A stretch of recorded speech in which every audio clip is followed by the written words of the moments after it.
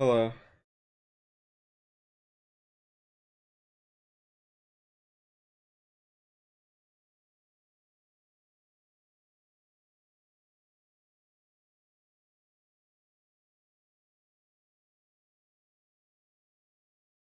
Justin, are you logged into my YouTube account?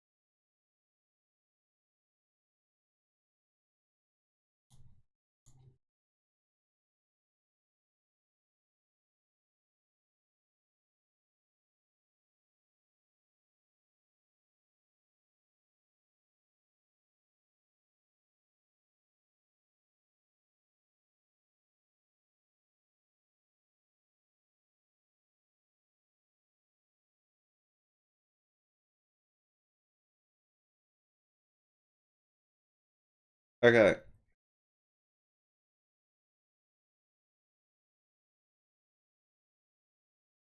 Framing decisions as responses to incentives is done by utilitarians, Bayesians, and utility theory people. They all do that. That's why he mentioned all three.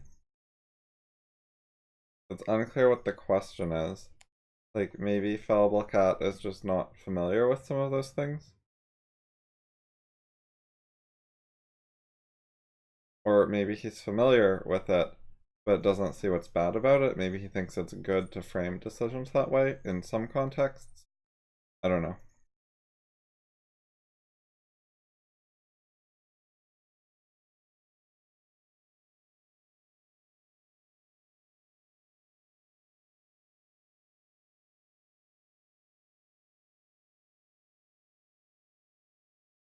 Well, if you're not familiar, I don't know what the question actually is. Like, you can read about those things if you want to.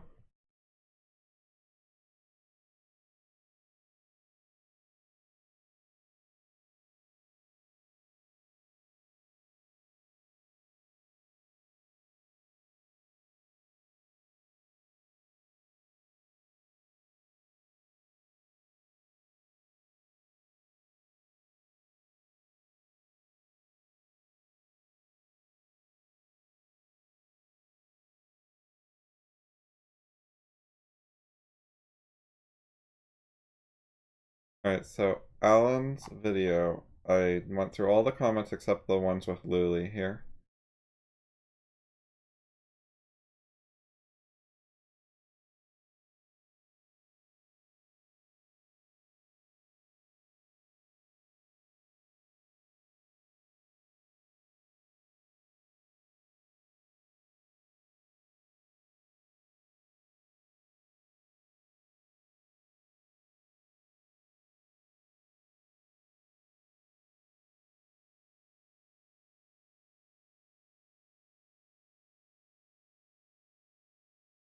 So there's clearly incentive stuff related to Bayesians. There's a Bayesian-Nash incentive compatibility thing, which is getting into game theory and the other kind of stuff David was talking about, which is the kind of thing Bayesians like.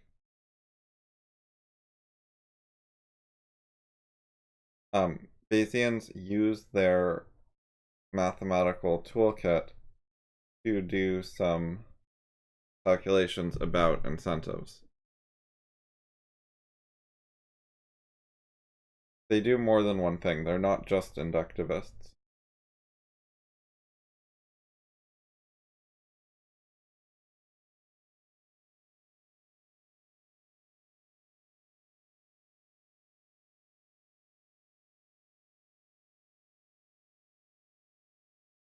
Okay, Lulie asks, why isn't there an infinite regress? Well, what infinite regress? An infinite regress for what? Let's see if she explains.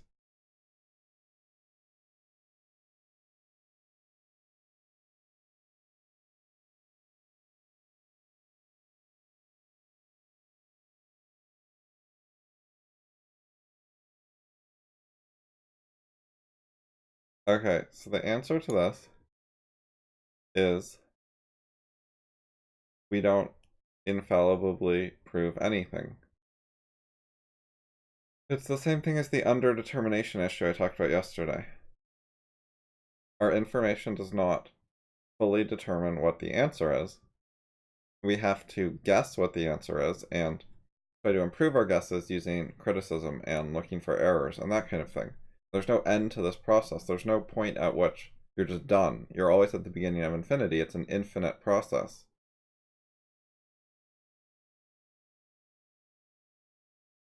So this is 1 year ago, well after BOI came out and Lulie read it and so on.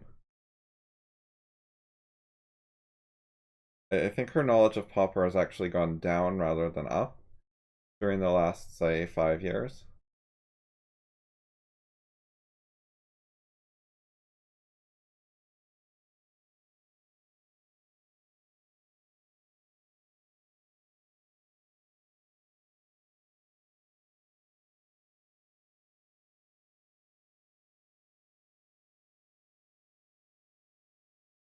Yes.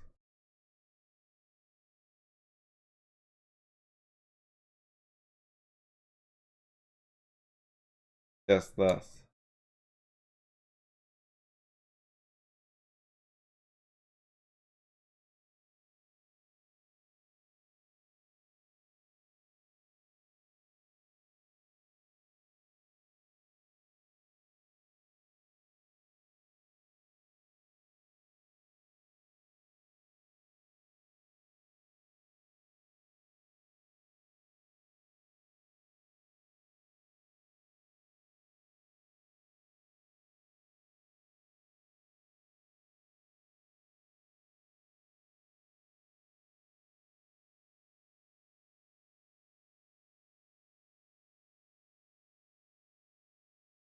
But this stuff here is Popperian, and she's saying she's curious whether Popper solved it or failed to solve it. And she says, also, she's specifically focused on like this one little part of the video. But then she tries to change the issue between is that one part of the video a full solution, or is the issue did Popper solve it? Because Popper said more stuff than the one part of the video she's focusing on, including Popper said this stuff that Alan summarized right here. This is CR stuff from Popper. Popper knew this. Lulie seems to make that ambiguous, like whether she knows that or agrees that Popper knew that.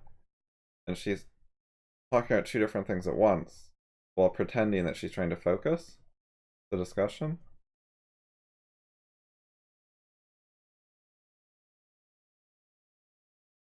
Oh look, she's also misquoting.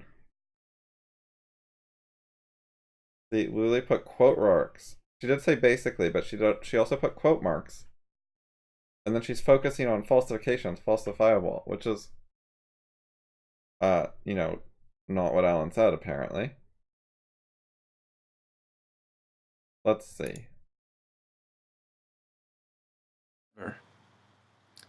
You can account for the observations by proposing something that isn't ad hoc, something that makes specific, criticizable suggestions about the way the world works beyond what the original theory said. And the example of Uranus is an example. Right, so he just said criticizable, and he said it once. Not twice. So, yeah, Lulie's just misquoting. She's pretending she's talking about a specific part of the video, but Alan's the one who actually finds a timestamp.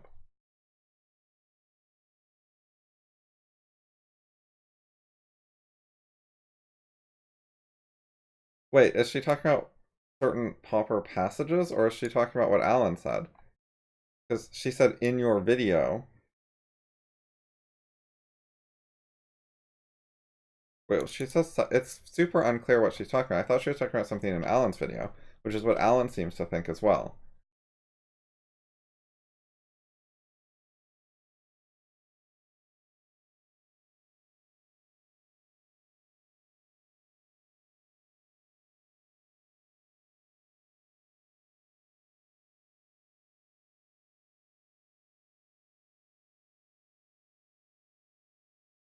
You can always keep going if you want. You can look for more criticisms, and you can do it at any level.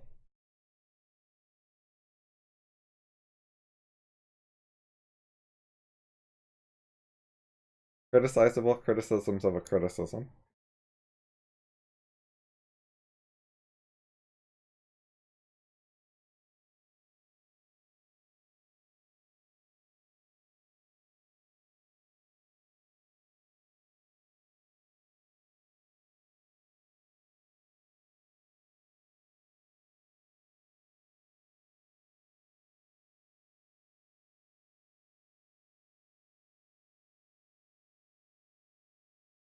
Popper talked about critical discussion and criticism elsewhere.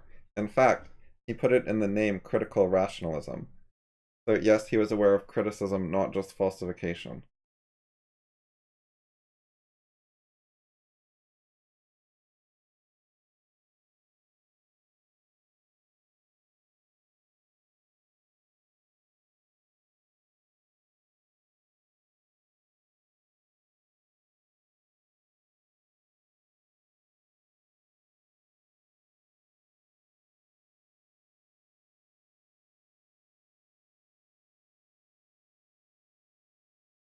Why doesn't she just read Popper and check for herself? I mean, she says she did read it, but why doesn't she give any quotes or something? She's not doing a serious job here.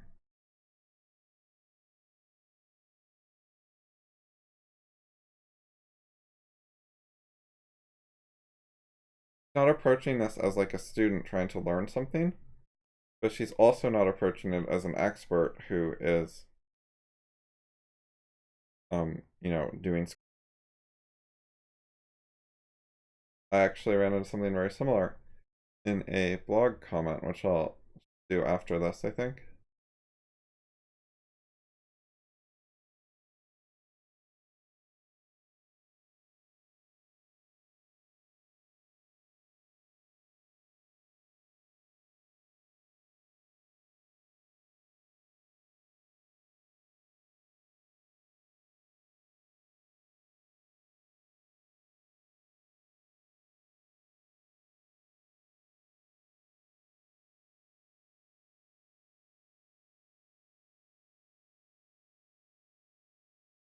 Is also in the name critical rationalism.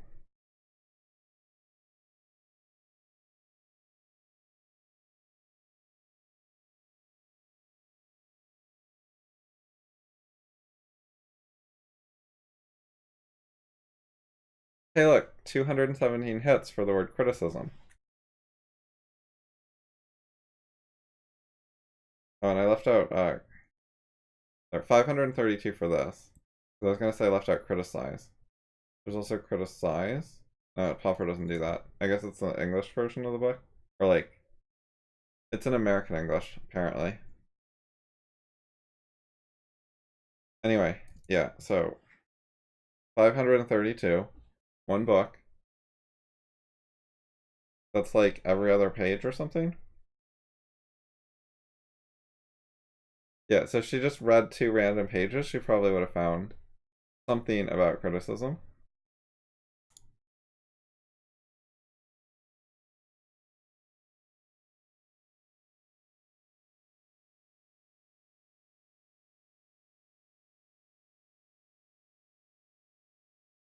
Some ideas are more or less suited to criticism. They stick their neck out more or less. They're bolder or not bold. They're clear or not clear. Popper explained that.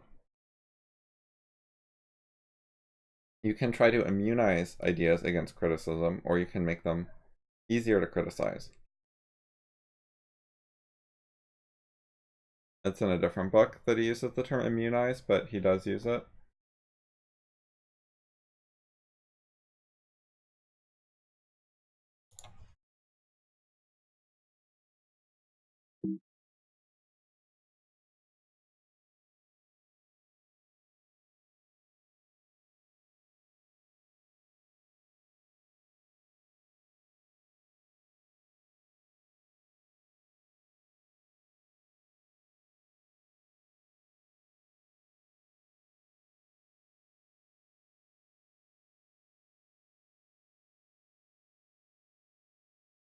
If you know a criticism of a criticism, then you can reject it. If you don't know one, then it's non-refuted right now. This is not a regret. This is an infinite journey, a beginning of infinity. You can learn infinite things. You can keep going. You never shut the door on someone doubting things and coming up with more criticisms.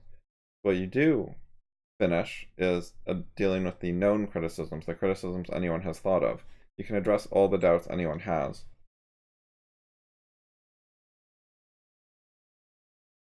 But the thing she's demanding is certainty, infallibility, a static, arrested, frozen state of knowledge where there can be no more progress, no more room for improvement, which is just the opposite of objectivism, critical rationalism, and the beginning of infinity.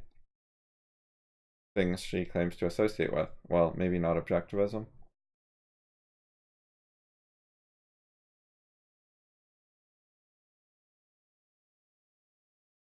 She doesn't know the asymmetry is if you accept a falsifying observation, then it can refute a theory, if you also accept a certain amount of background knowledge or context. But if you accept a confirming observation, it does not prove a theory is true, even if you accept both the observation and some background knowledge. So that's an asymmetry. This is very basic. It's explained at length by Popper. Why does she present herself as an expert on Popper if, as of a year ago, she doesn't know basic Popper stuff? She should stop doing that.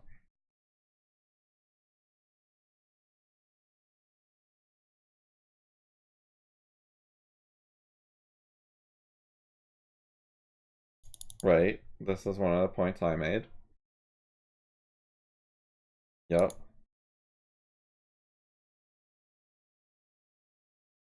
Yep. And look, Lulie stopped talking. Doesn't want to face being wrong, doesn't want to learn something, doesn't want to deal with arguments. Just evaded. No gratitude, no thank you, no statement of whether she now agrees with Alan or not. No conclusion, no nothing.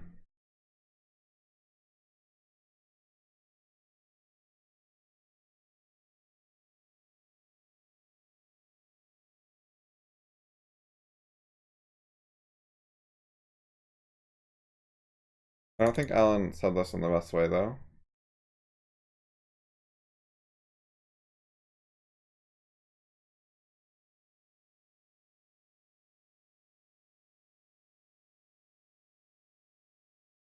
I prefer what I said.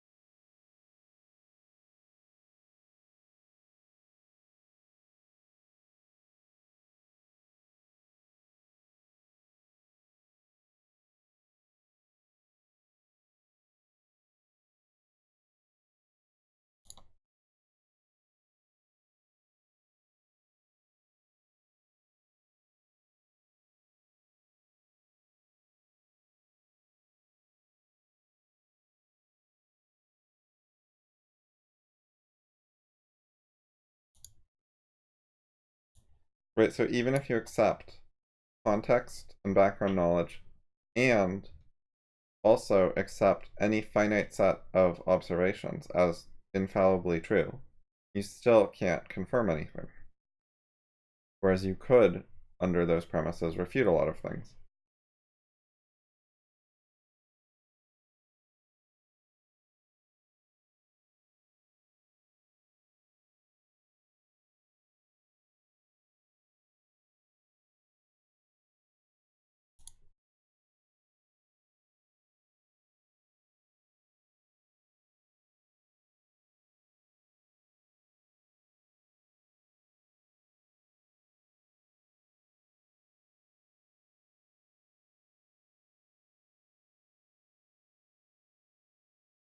Right, rip Lulie, again.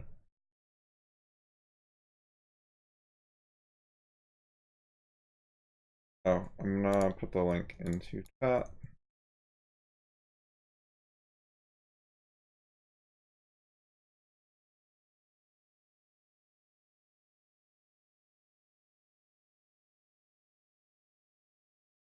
Okay, here we go.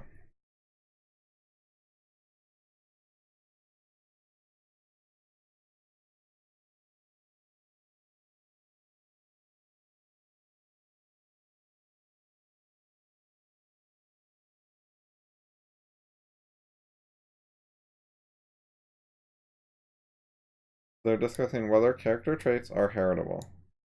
They do not define what they mean by heritable.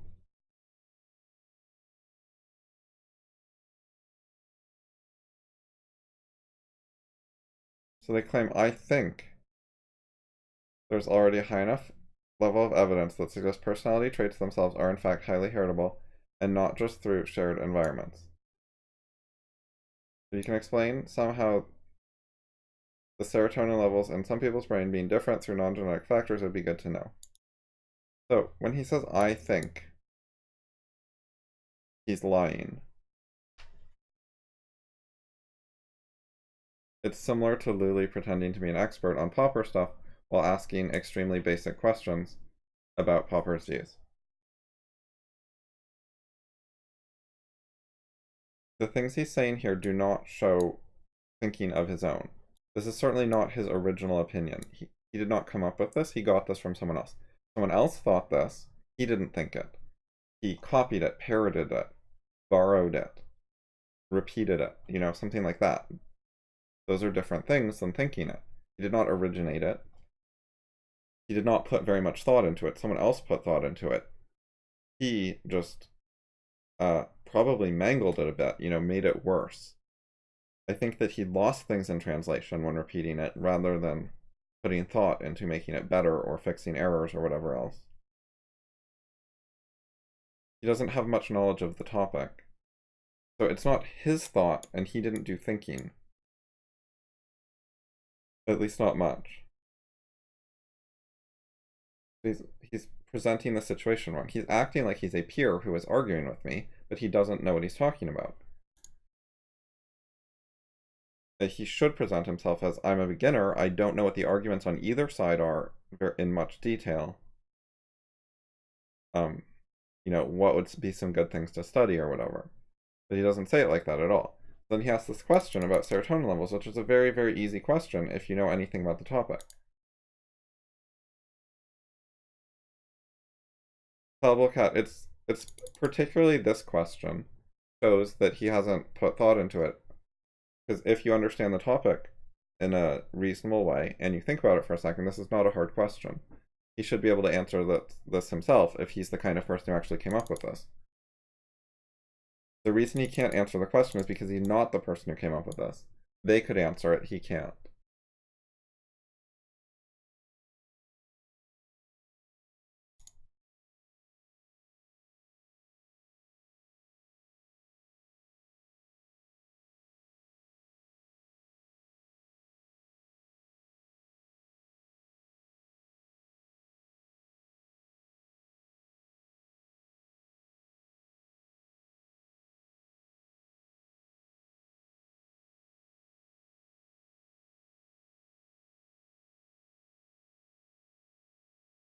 Serotonin is a neurotransmitter with an extremely broad role.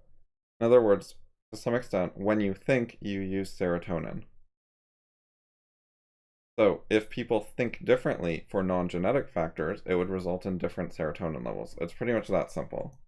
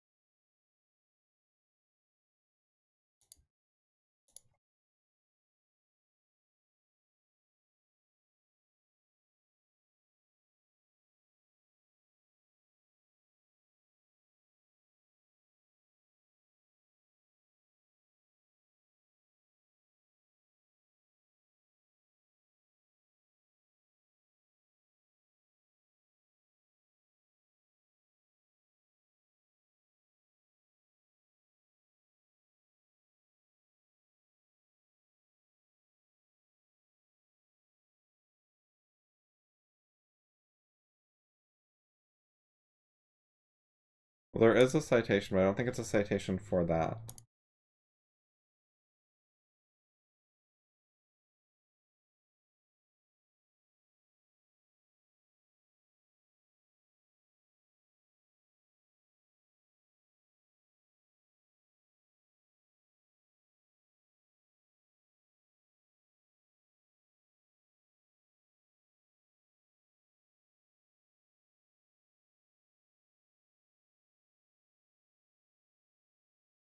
Based on the first sentence, this actually seems to be anti-genetic control over human life and thinking and whatever. Because it says cultural values. It's essentially saying mimetic evolution plays a major role.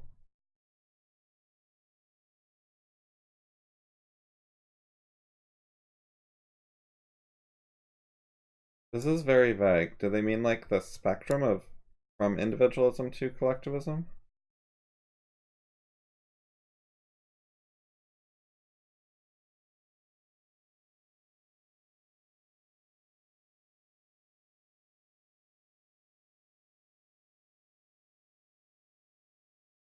Okay, so they're talking about culture. They're saying collectivist culture was likely to do whatever.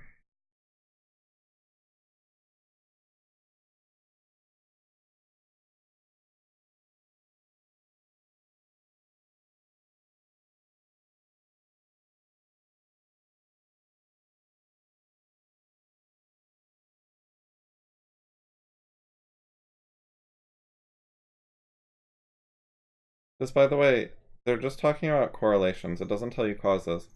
So, for example, from what they've said so far, it will ignore what they say it's a serotonin transporter, whatever. Just from correlation, it could be a height gene, and it could be that collectivist tyrannies kill all the tall people.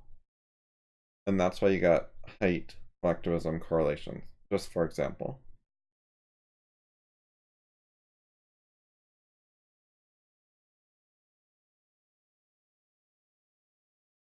Rather than the gene actually causing collectivism.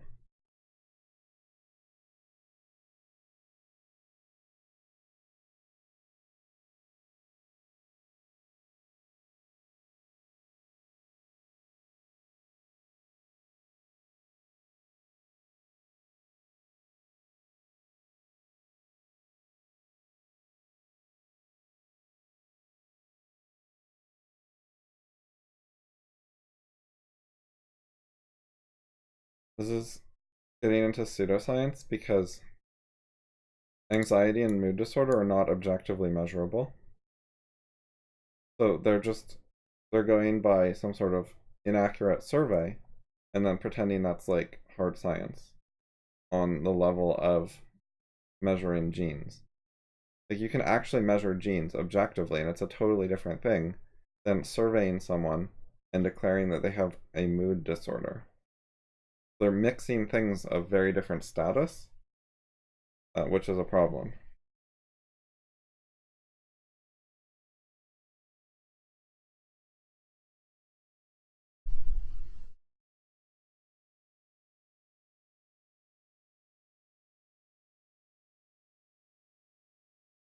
They're using words weirdly, like buffer. Do they mean like help prevent?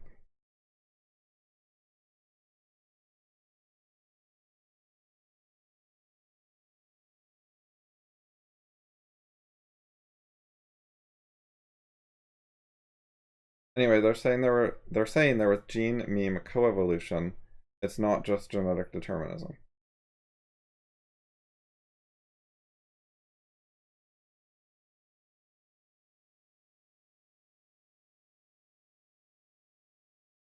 And then they're relating that to, on the one hand, pathogens, by which they mean like actual diseases, like syphilis or something, and affective disorders, by which they mean fake diseases, which have no way to objectively measure them.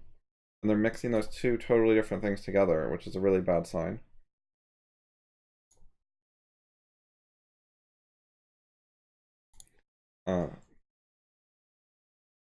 And the abstract, oh no, the entire paper does not mention heritability. So the stuff about heritability did not come from the paper.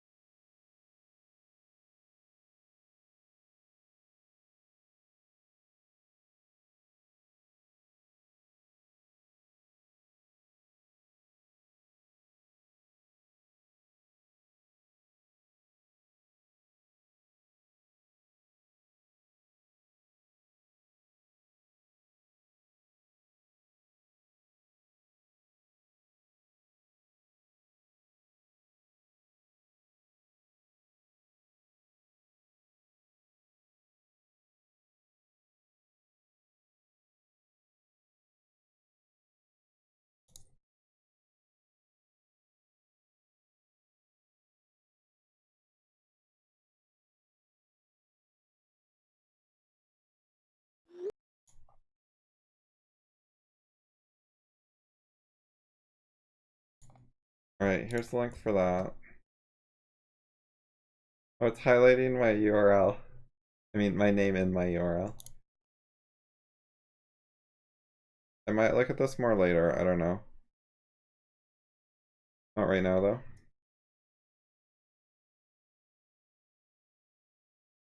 So let's look at a few FI emails.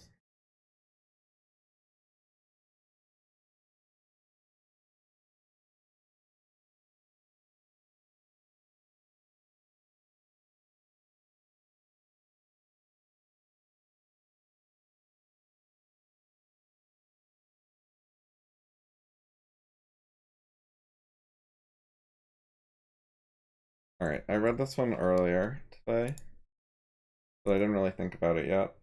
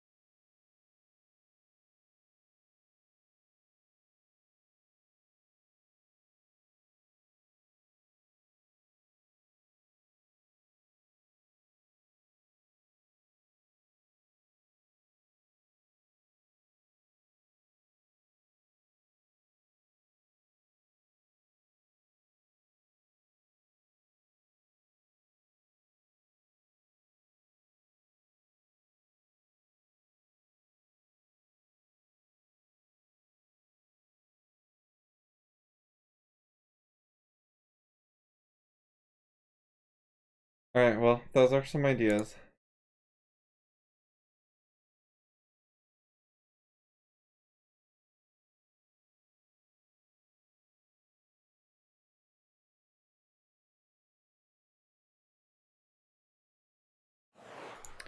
That blog post is written by Cosma Shalizi. You can find his name somewhere on his site, I think.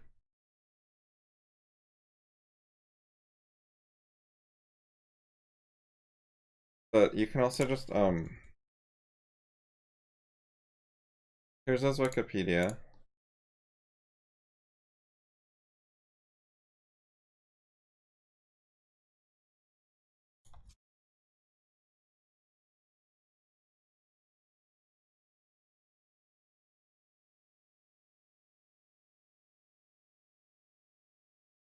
His Wikipedia references his blog.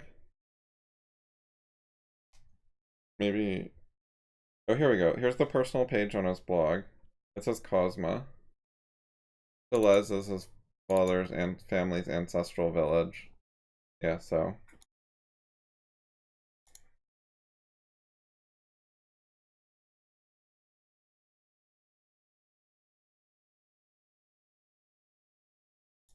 The stuff that he writes there is largely known to experts in the field who are on the other side of the genetics debate from him. Like, most of what he said is not controversial, even with people who disagree with him about nature and nurture. He's largely sticking to logical and mathematical points and basic facts about how statistics work and stuff like that. And it's notable because it's not well known to the public. Like, the public has been misled by the nature contingent. And so the public finds a lot of these things surprising, whereas the experts do not. That's the general situation.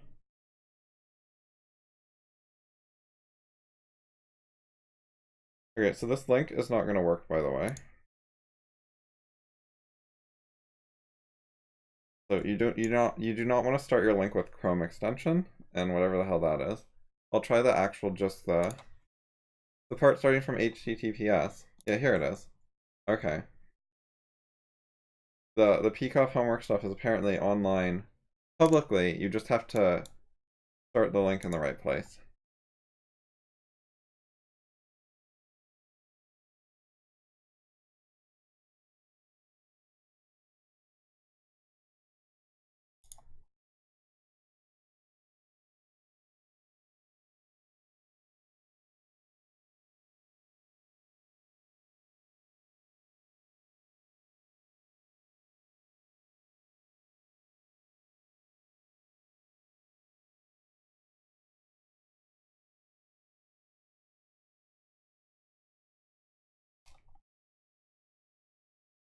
Right, I saved this unread because I wanted to check the link, but I don't think I had anything to actually say to it. I read it a little before I streamed.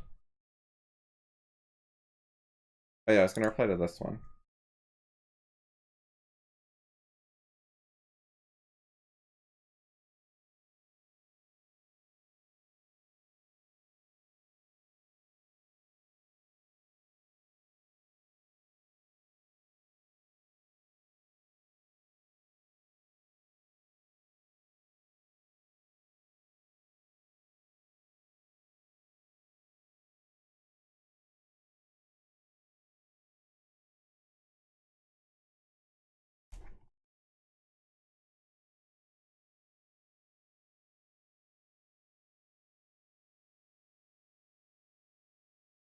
Seriously, this is it?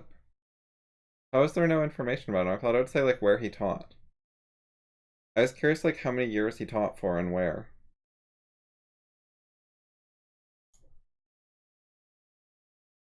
Biography.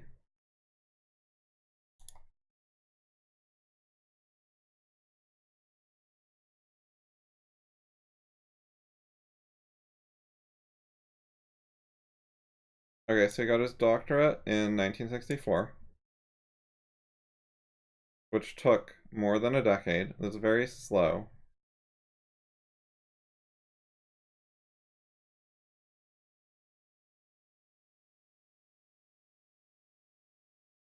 Is it? He finished his pre-med program. And then he switched to philosophy. I guess he already had his bachelor's, I guess?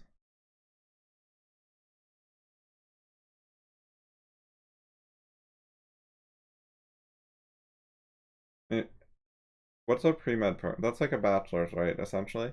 He did like his master's and his PhD in 11 years. I'm pretty sure that's on the significantly slow side of things. But anyways, I want to see what it says about teaching.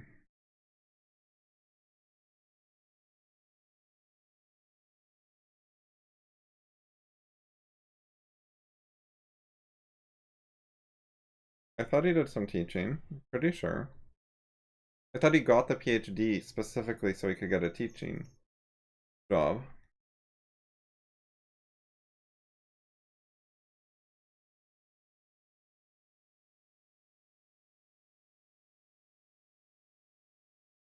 Oh. Well, here it is. I found it. From 1957 until 1973, he taught philosophy at Hunter College, Long Island.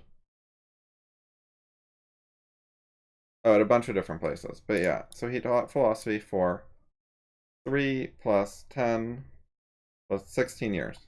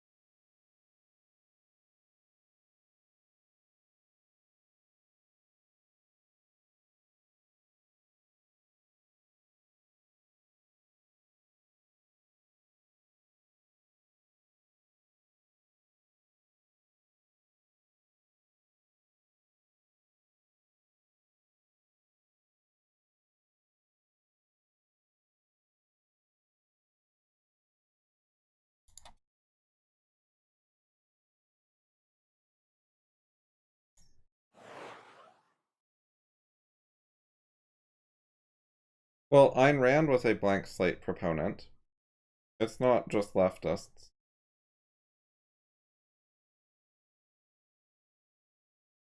It's a standard objectivist position, and there's like millions of at least semi-objectivists who are, more or less all right wing.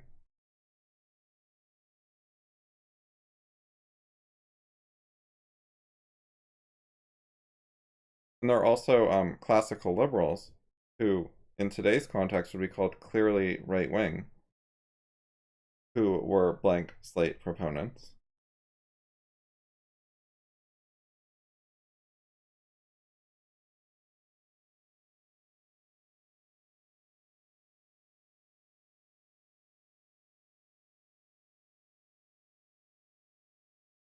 And David Deutsch, a blank slate proponent, is right wing. And unlike me, he grew up right wing. Cosmo Shalizi, on the other hand, is left wing.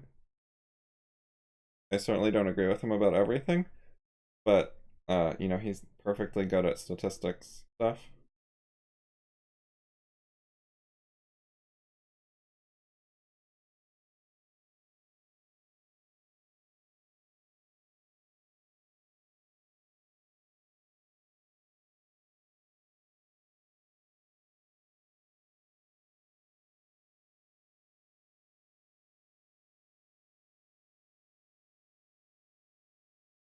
The theme that you see with both critical rationalism and objectivism, and some other things, is the power of ideas, the importance of ideas.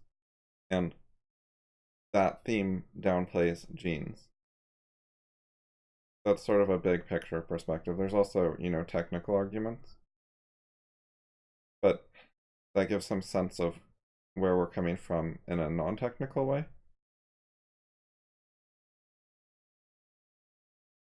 Life is a matter of ideas and knowledge. What you think is what matters primarily, not the size of your muscles or your height or your hair color or your eye color. And while there are certainly genetic variations that play a role in people's lives, e.g. better or worse eyesight, they're not a dominant role in most of life, especially the intellectual parts of life.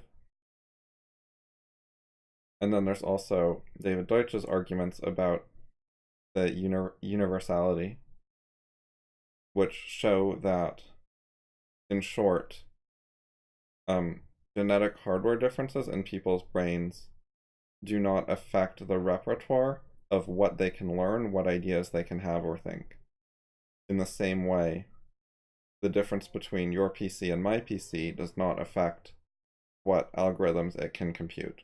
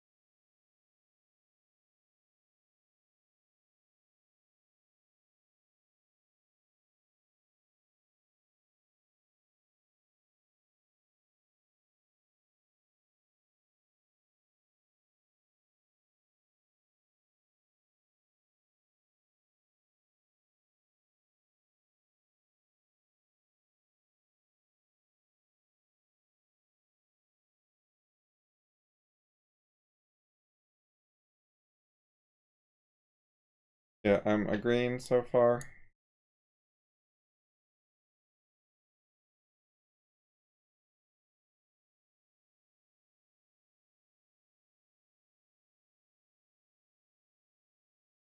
Indeed.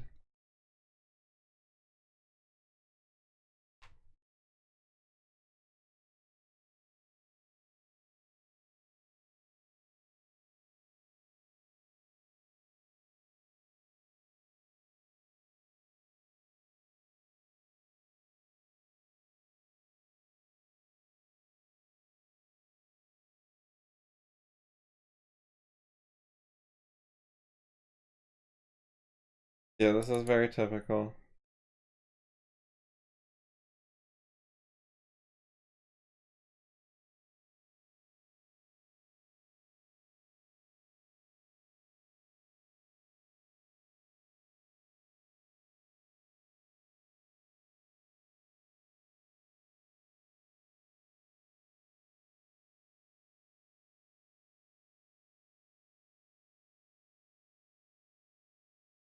Sure.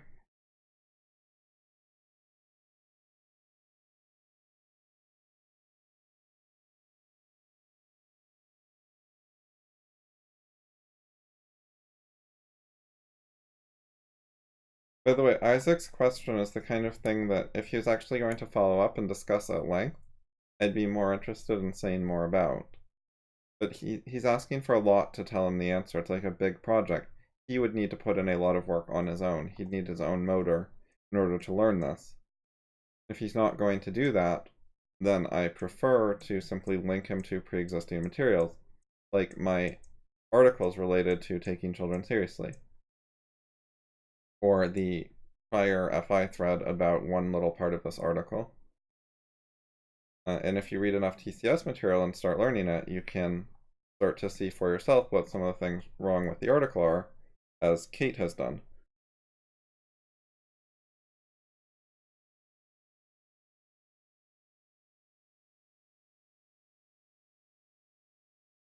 Isaac, by the way, has been on the group for many years. No, wait, no, I'm mixing up with someone else, actually.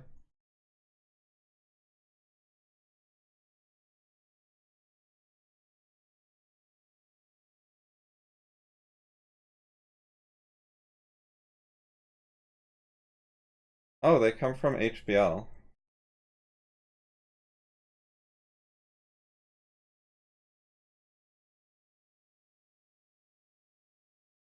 I was thinking of Abraham Lewis, who's been around for many years and not discussed.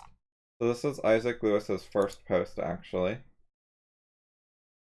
But I found these 3 posts from when I was on HBL. Let's see what they said.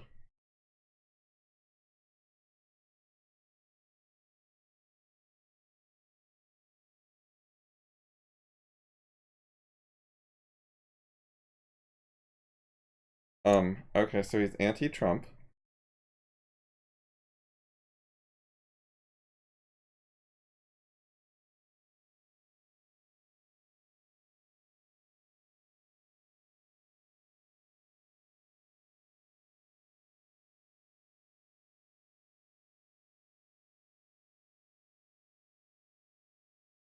He did not do this. Incorrect. He's gotten a bunch of terrible advisors. Maybe hands off. I don't know what. You could argue either way on that, but smart advisors I'm going to disagree with.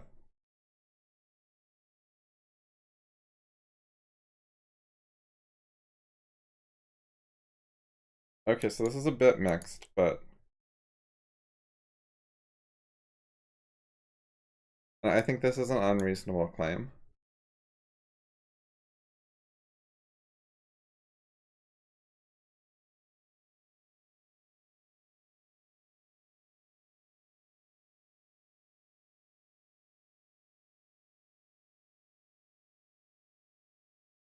And calling Trump like a banana republic strongman is, well, better than calling him Hitler. It's not at all reasonable.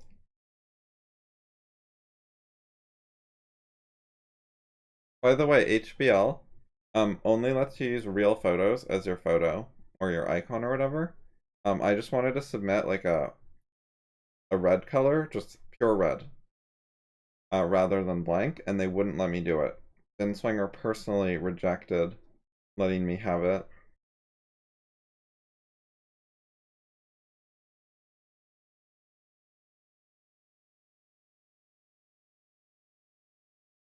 I could, of course, have used someone else's photo that I got off Google, but I didn't want to. So it was just left blank.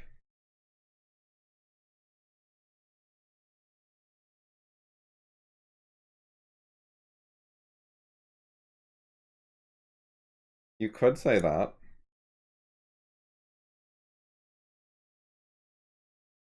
Anyway, this is a pretty much an empty post. He's just sort of confusing himself by trying to think about complicated things, but he doesn't really know how to in this case.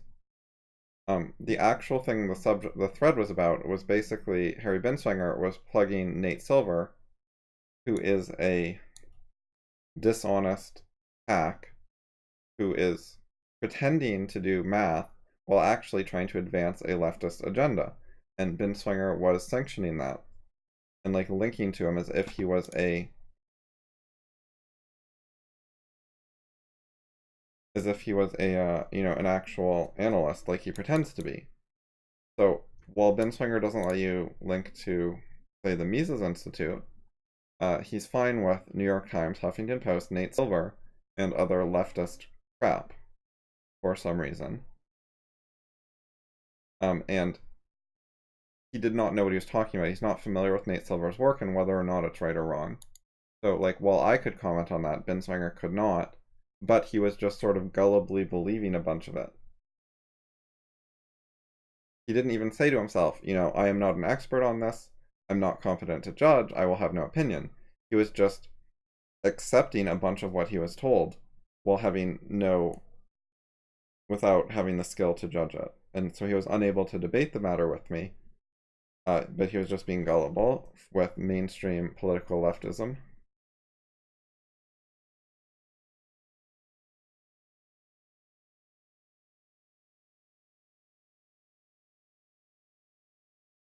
You just refresh it and you get a different fake picture.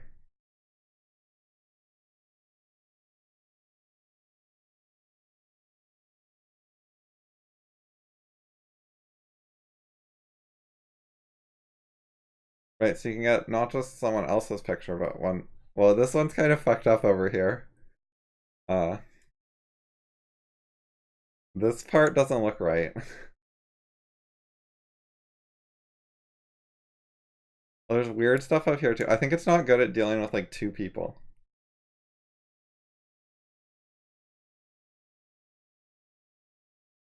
Like this one's pretty good. Like most of them were good. Yeah, that could be me. Why not?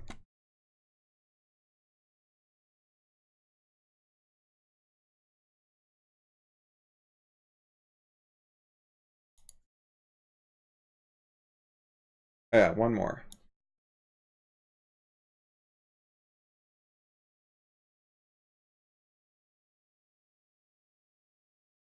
Alright, so using the term liberal to refer to leftist, I think, is a bad sign. Not like a huge indicator, but a mild bad sign.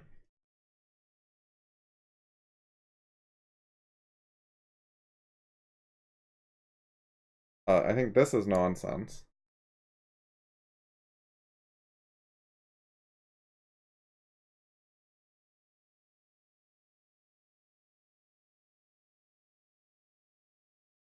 Like, for some areas, they have a lot of narrative with very little data, like global warming stuff and environmentalism in general.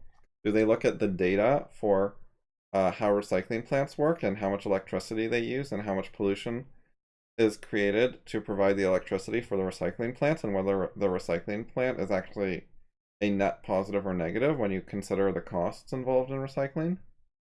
No, they do not look at that kind of data. They totally ignore data in many cases. I don't think modern liberal makes that fine because that just says the time period. So a modern liberal would be me as opposed to an old liberal being Godwin.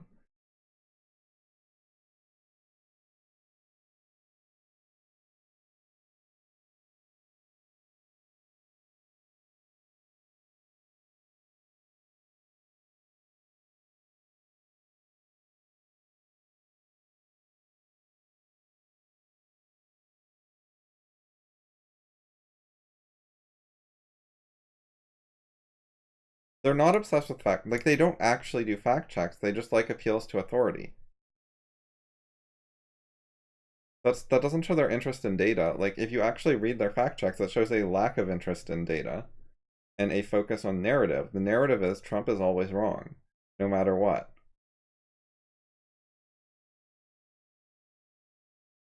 Similarly, expert consensus has nothing to do with data, it has to do with appeals to authority. Like, they can't win on the data in many cases, so they just say the expert said and they avoid talking about data. Because talking about what is popular with people who are deemed to have intellectual authority is a way of dodging dealing with the data, the facts, the issues.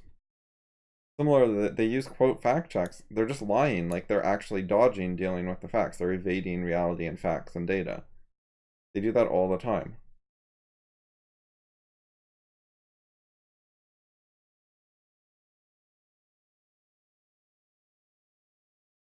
I mean, sometimes they say this. Sometimes they say it's because you're deplorable, you're xenophobic, you're racist. Calling people racist is not saying that they have insufficient information. The way they look down on religious people is not normally, oh, he just doesn't know better. If only he'd heard of atheism, he'd be better.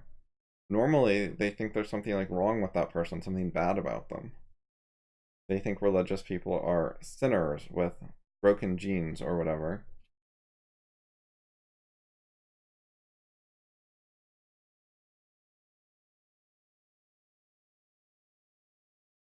You see plenty of this on the right. There's not, like, this exists some on the left, but the left does lots of things. It's a big group. And you also see some of this on the right, so not agreeing.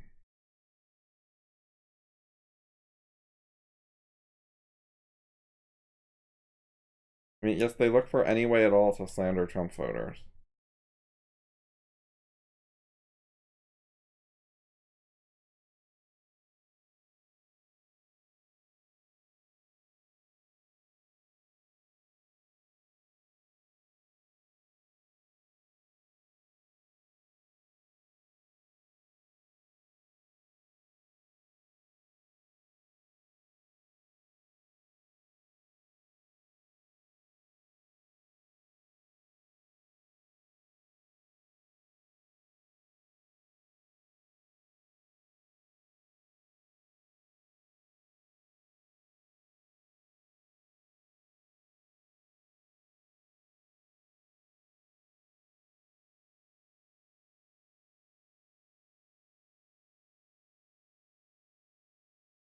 Oh wow, they did not want to arrange the play area to let their daughter have fun.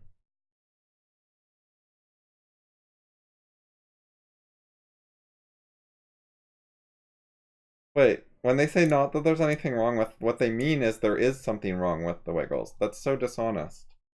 They're absolutely saying there's something wrong with it. I know they're saying there's something wrong with too much of it, but that's saying there's something wrong with it. Like,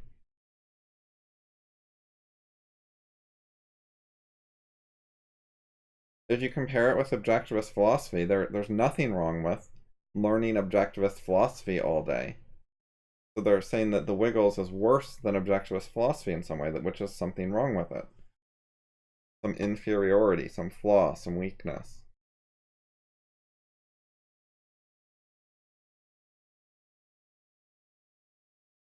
It's also standard dishonesty when they say all day. It's quite rare that a child wants to watch TV all day, as in not do anything else all day. To the extent that you see that, it's primarily with children who are deprived of TV. You know, they only get it in limited times. Then if they get a short little brief bit of freedom, then they will binge TV because it's something they're deprived of.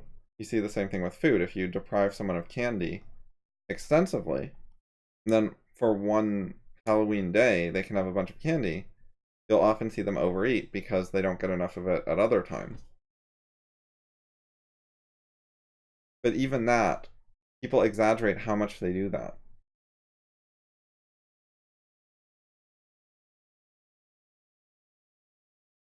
Anyway, if you let a kid watch unlimited TV, it's not going to take very long before he doesn't want to watch TV all day, and he only wants to watch TV, say, half the day.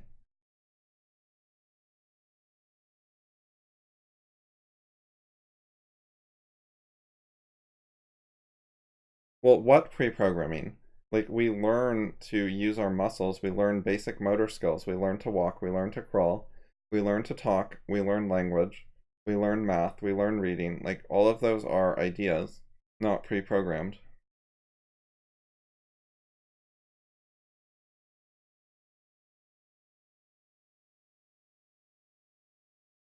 Everyone's genetic potential, their hardware brain, except for rare cases with brain, like serious brain damage or something, is the same. They can learn anything. Anyone can be a scientist.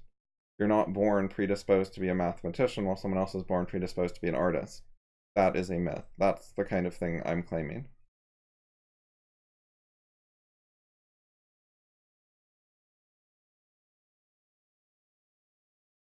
Ability to learn how to talk is part of the generic ability to learn. We're set up with intelligence. We have a universal computer with intelligent software preloaded onto it. Intelligent software lets us learn anything, and it is self-editable. We can change it from its starting point. And the starting point for different people is not significantly importantly different.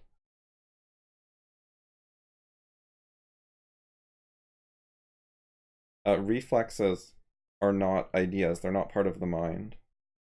Like if you hit someone's knee and they kick their foot out, that's not a mental issue. That's not ideas.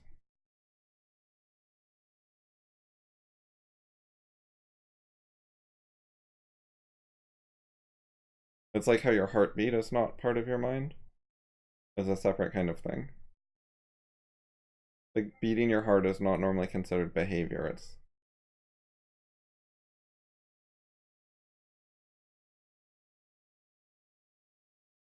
It's not an area of controversy. Like no one really is debating heartbeats or reflexes.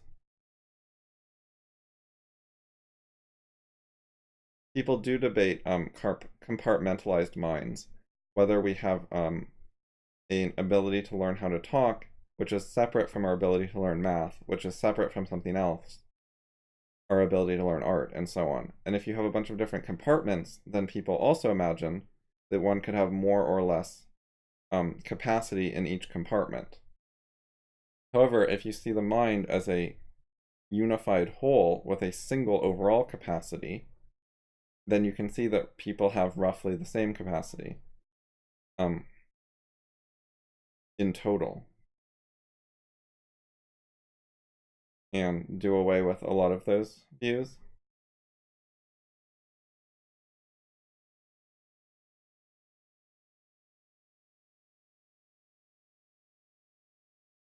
Mental retardation is too vague of a term. So the short answer, based on the beginning of infinity's arguments, is if someone can hold a conversation, if they can say sentences and understand your sentences, that shows that they have universal knowledge creation capacity, that they've made the jump to infinity, to a universal repertoire. So people who are considered like retarded or whatever, plenty of them are perfectly capable of learning anything that can be learned. They have that capacity.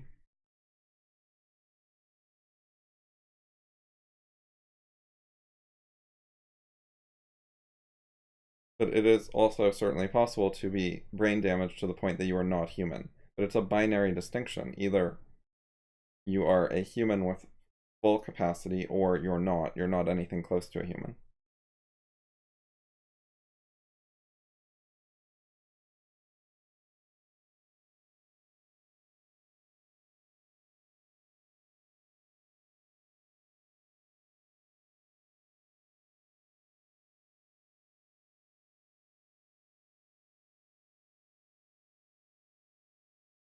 You can read stuff about this. For example,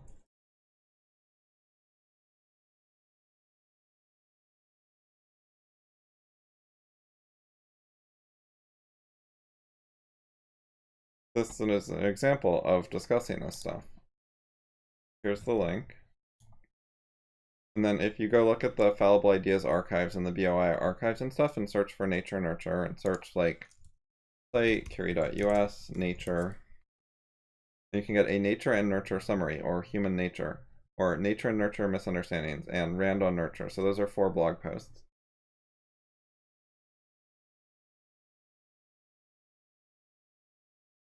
So there's plenty of material if you want to look through it, and if you can find a mistake in a specific argument, that would be interesting.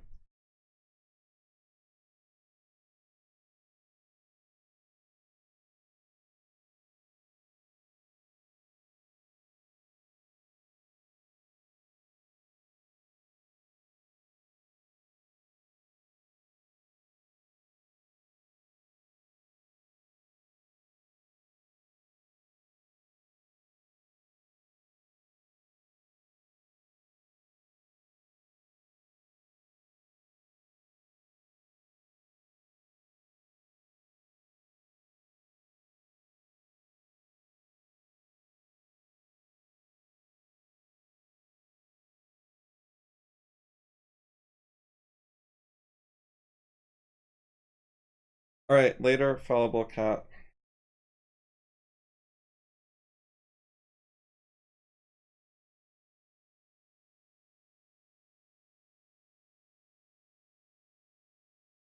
A child is going to learn something from anything she ... is made to do. In other words, you can force a mind. You can force someone to learn. This is the fucking opposite of objectivism. I don't know how these people are like reputable objectivists who write for the objective standard.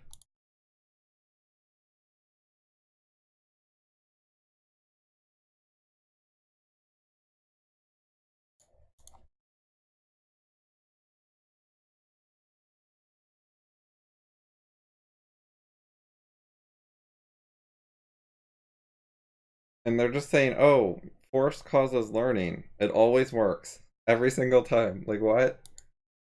Of course, they don't specify what you'll learn, but still, I think there's something really gross there. Right, see, they're not saying she would learn to hate tyranny if we did that. They're saying she'd actually learn the thing they're trying to force her to learn. Because, you know, if you try to force someone to learn, they will in general learn something, like to hate you or to lie. Sometimes they'll learn the thing that you're trying to get them to learn because they find that that's easier than being punished. You know, if they have a choice between figuring out how to learn something or being punished, sometimes they'll choose to learn it. They'll generally do a mixed strategy. They'll lie when they can get away with it. They'll learn some pieces of it. They'll learn how to fool you into thinking they learned more of it than they did. They'll learn how to dodge the issue, etc. But anyway, they just naively think if you try to force a mind to learn geography, then it will learn geography. Contrary to objectivism.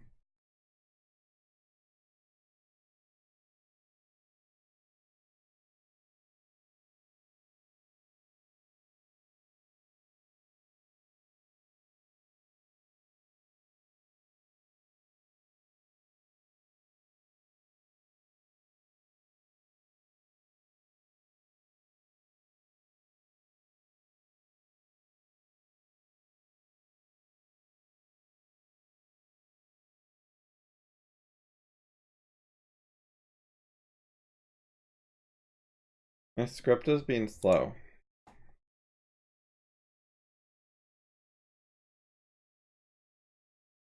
There we go.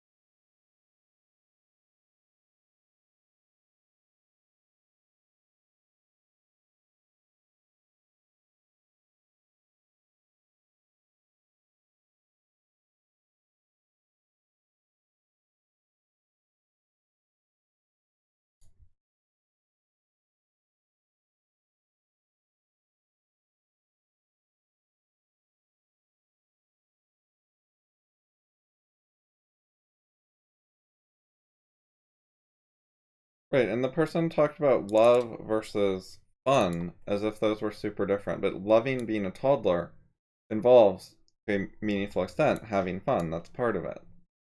That's like a significant part of what toddlers tend to like.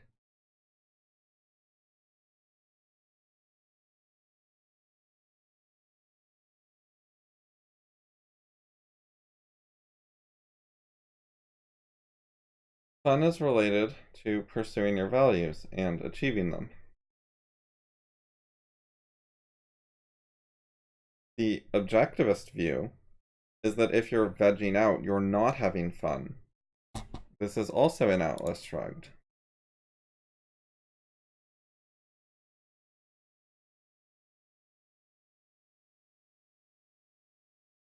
Oh yeah, squash was the right word. Anyways.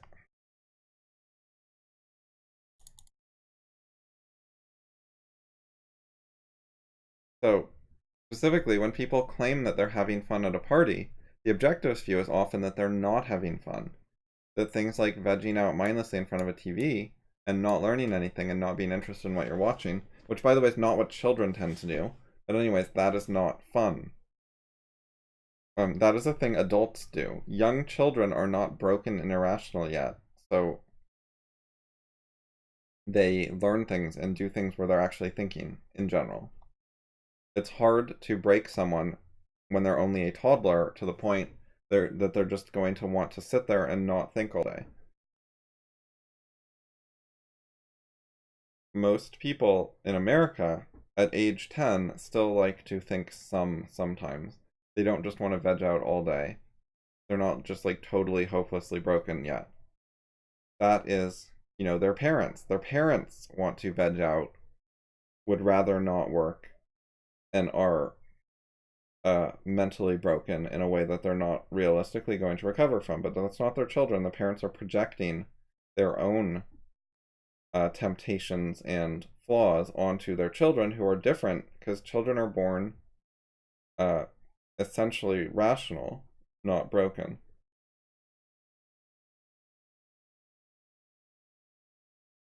Oops.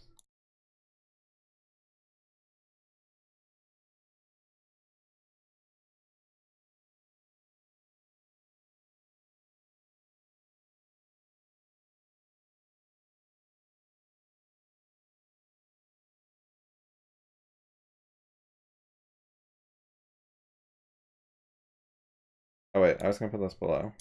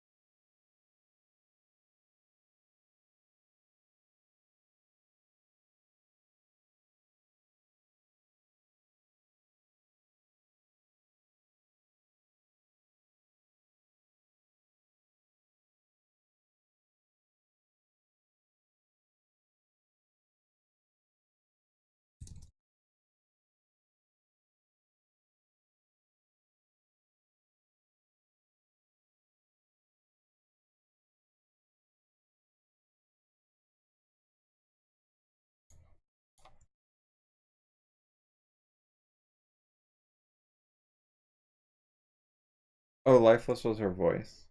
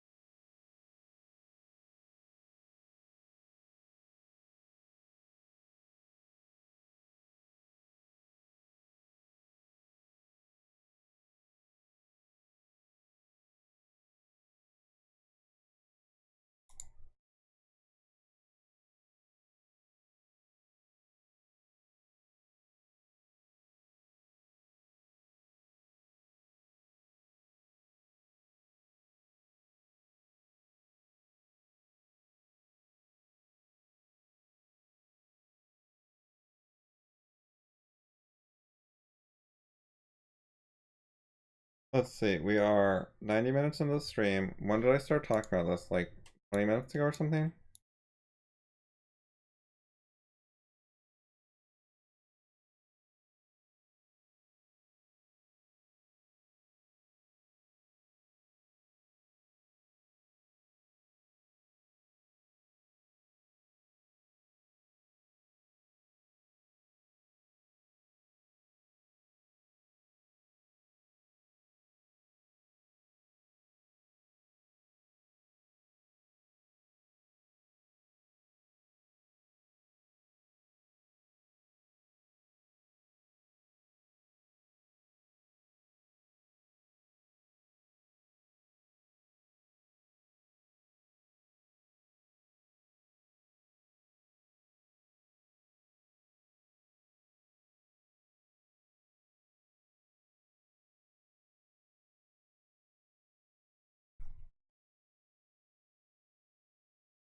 Okay.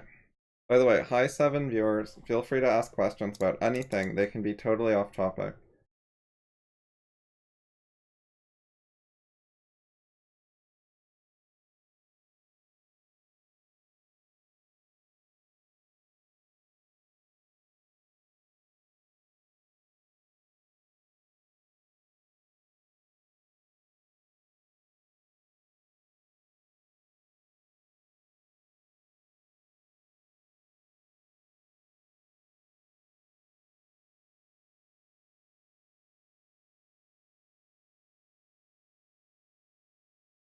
Hey, wait. This is supposed to be stream 17. I think I didn't update it. Alright, save. There we go. Did you get a cookie press? Oh yeah, can I open on stream the one you linked earlier? What chat was that in?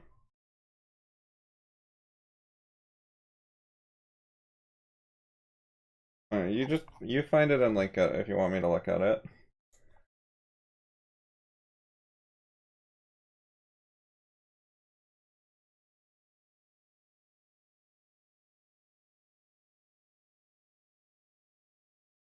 Also, what's the point of a cookie press? Just to make them in shapes?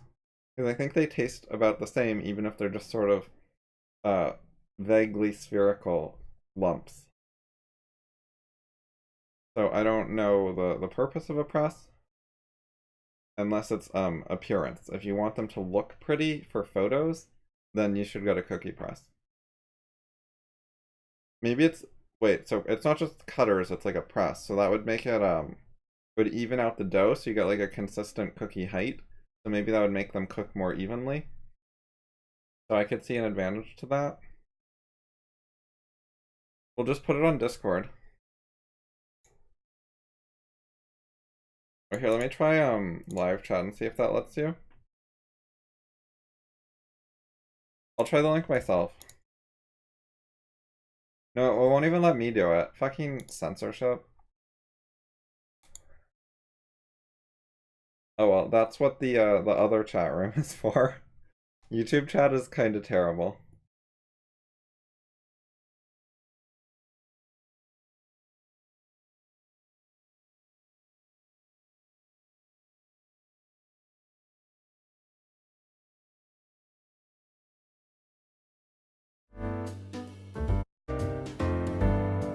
Oh right, I have to put my headphones in. Alright, there we go.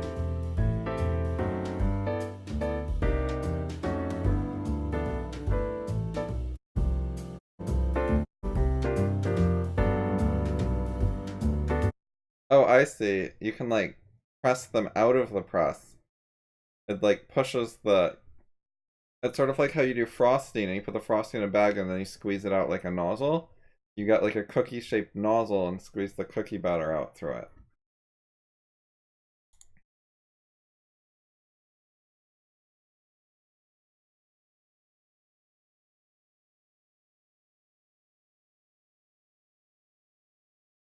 So it'll help you get more consistent cookies.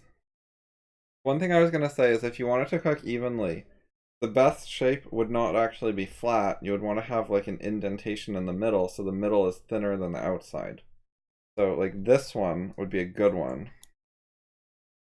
The ones with a hole in the middle would cook the most evenly, I think.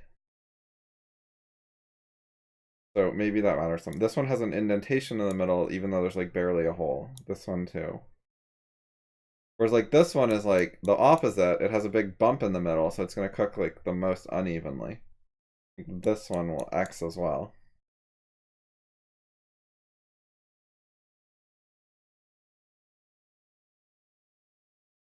I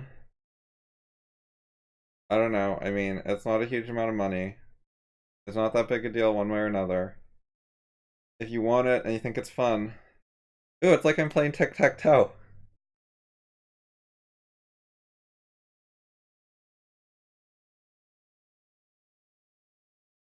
Oh no, there's one of the O's is in the wrong place. It doesn't fit on our regular tic-tac-toe board.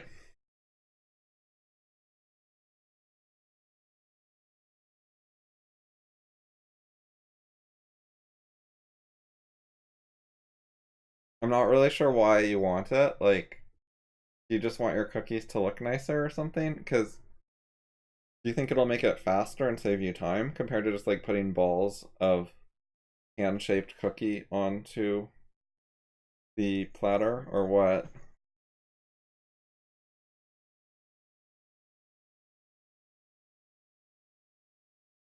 Also,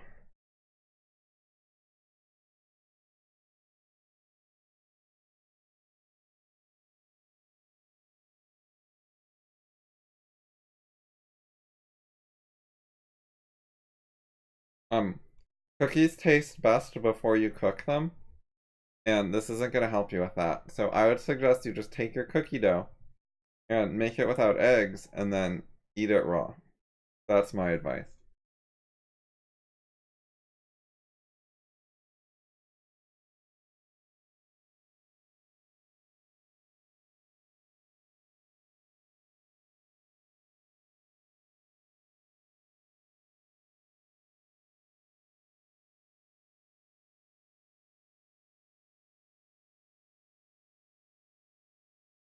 And using the cookie press on your raw cookies would not make a ton of sense.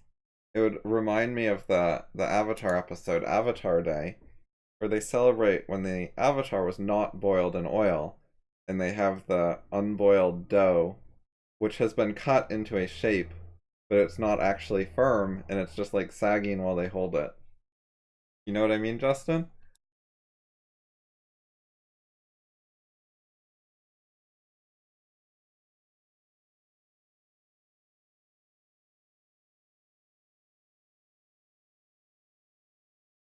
Here's some of the... Oh, wrong button. They made those little, like, guys, and they didn't boil them in oil because they didn't murder the Avatar. And they had their ridiculous wheel of punishment.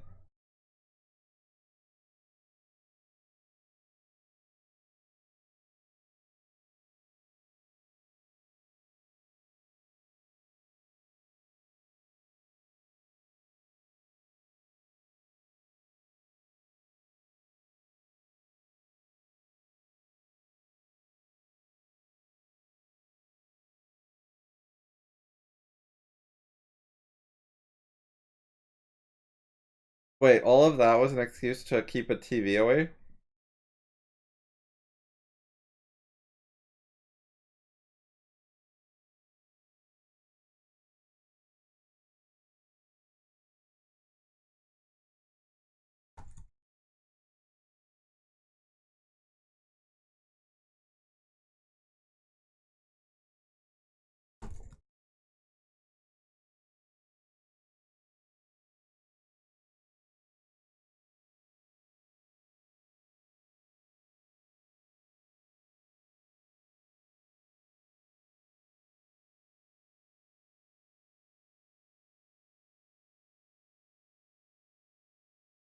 Yeah, you can't do both. That was my point.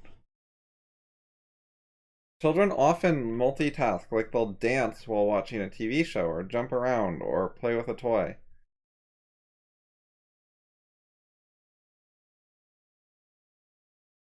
They're often not just sitting there vegging out, focusing their full attention on the TV. Like, even if they are sitting there not doing anything else, it doesn't mean that they're doing it mindlessly. But they're often, like, very visibly doing other things.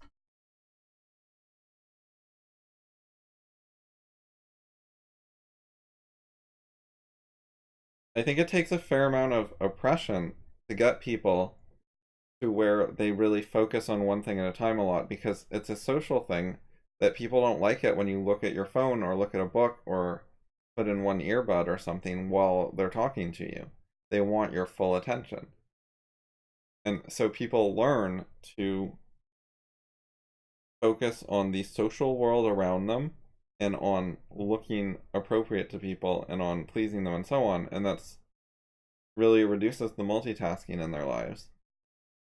Like, if you're 30 years old and you're watching a TV show with your buddies and you go on your phone during the middle of the TV show, people won't like that. They'll be like, what's the point of watching TV with you if you're not even going to watch it? Don't you want to pay attention? Do you hate it or something? Etc., etc. instead of respecting that you could get value from catching, say, 80% of the show, while also getting some stuff done on your phone.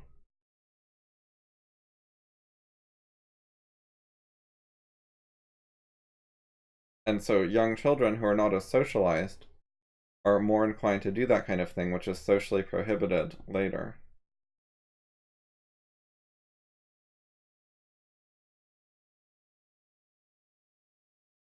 And when you do this, then she's not going to get a bunch of extra wiggles time while playing with toys.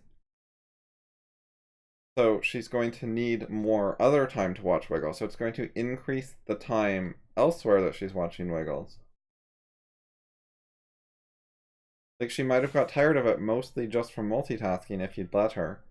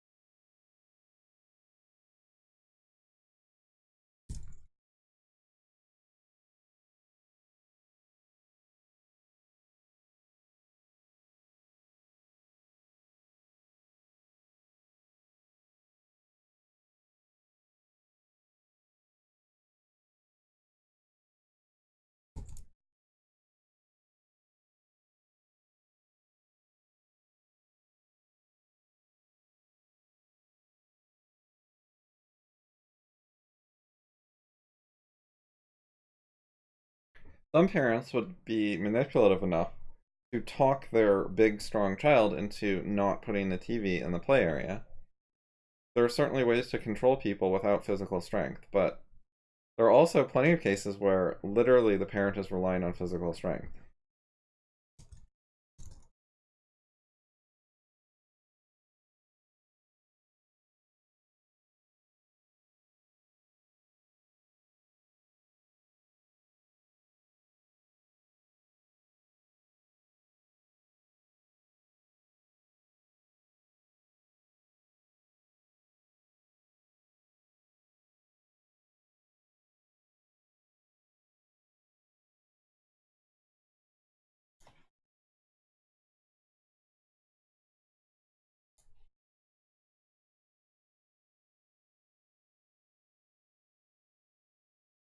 True. This is true. And it's highly relevant. Kids know better than parents what it is that they want or like in general. Not in every case, they have holes in their knowledge, but they know things about it that their parents don't. By the way, YouTube is buggy. Look at this. We went down to 0 viewers between 4:30 and 4:40, according to this graph. Somehow, I think that's false.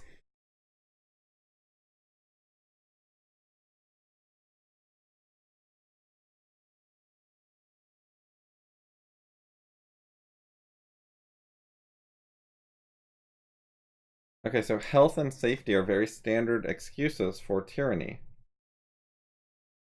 Like there are good excuses, they're common excuses because there are legitimate values there. You are supposed to ensure your child's health and safety, but people use that to excuse, not letting them have a TV.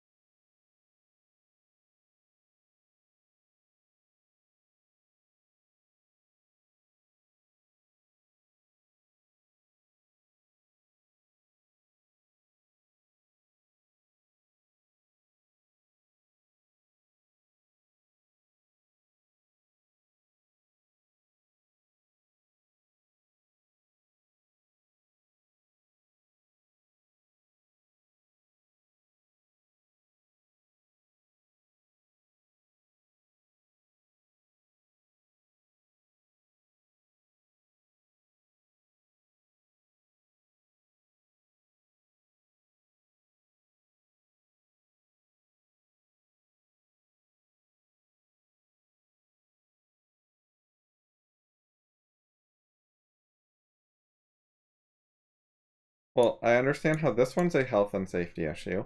I do not understand how this one is a health and safety issue.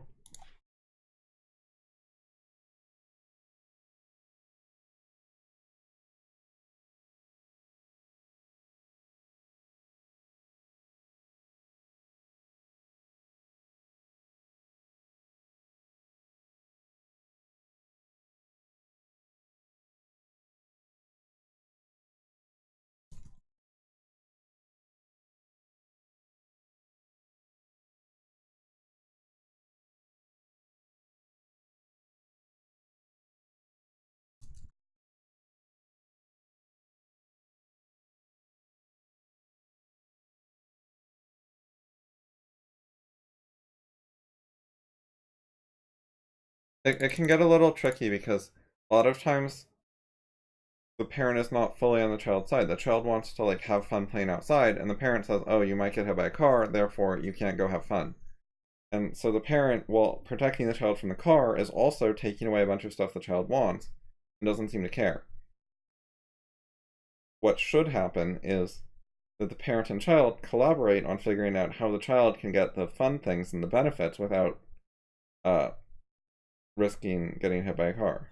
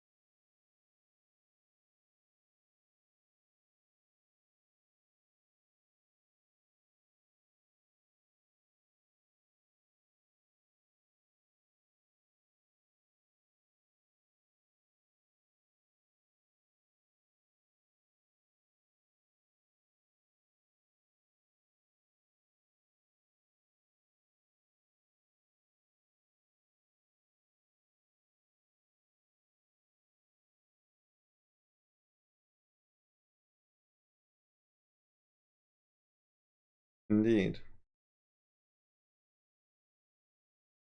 What problem? Why are we even talking about a problem?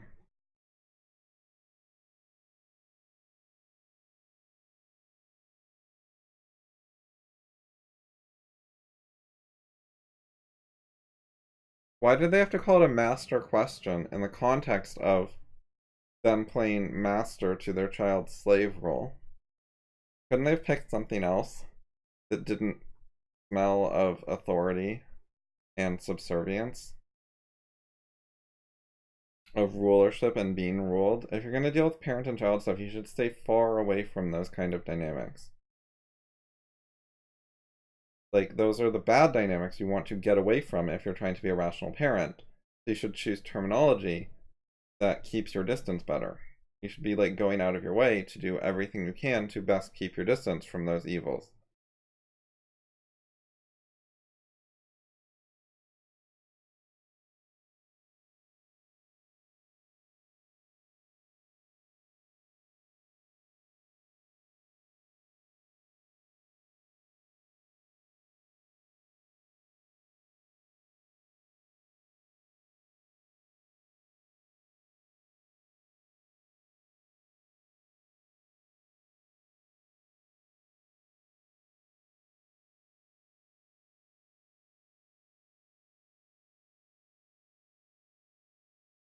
So they're just saying occasionally we need arbitrary authority because we're bigger and stronger and more powerful.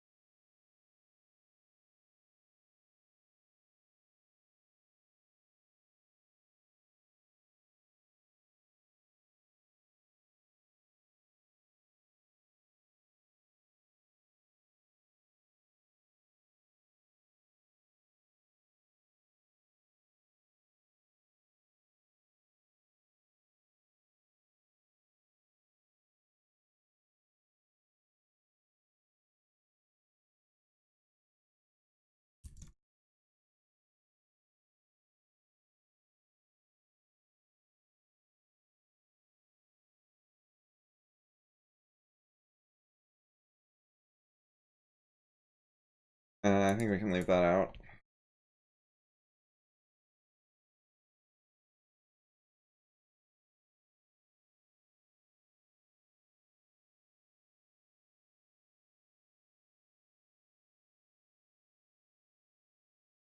This is what fucking everyone says. Every parent is in favor of reason when it works, and force when their kid doesn't listen.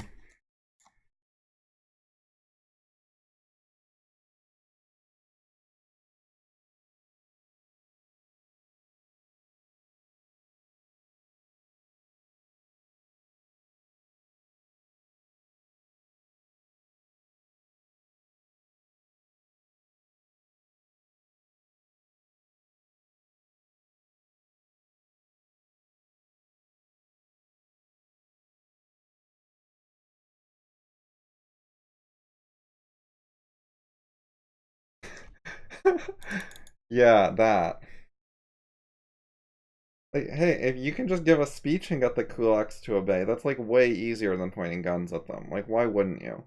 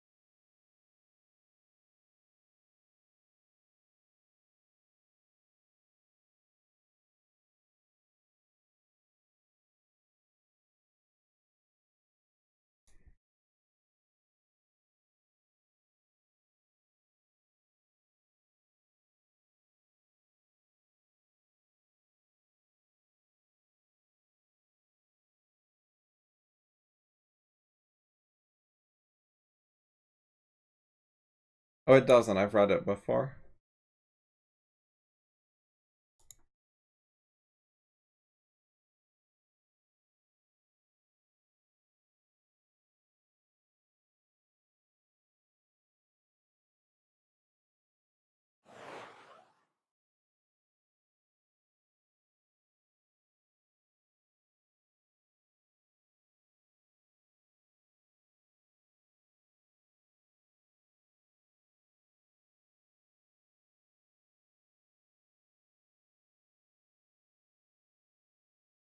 Oh yeah, so I set up Zapier. Let's see if I tweeted anything. Where's me? This? New on you. Where's the link? Alright, Justin, tell me how you do this shit. My zaps.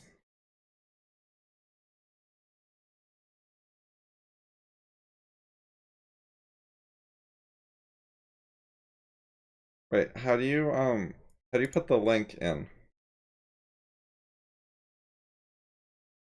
I assumed that they were just gonna put the link at the end of the tweet, but they did not.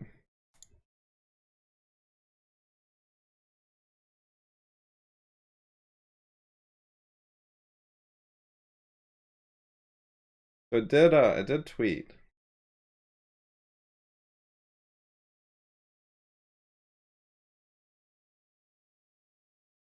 Oh, here we go.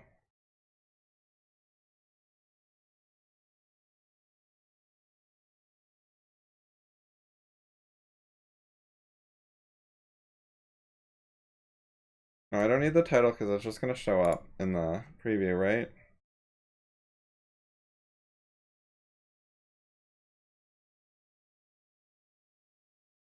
There we go, that should do it.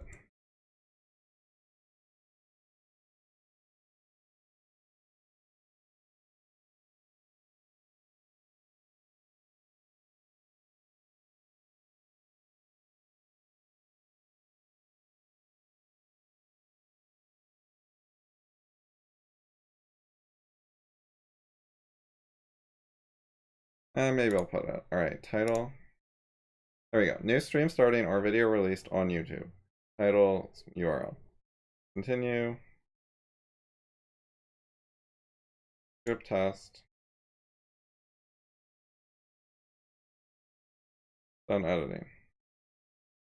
Turn it on.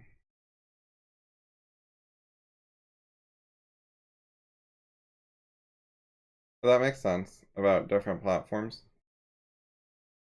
Okay, now my zap should work. I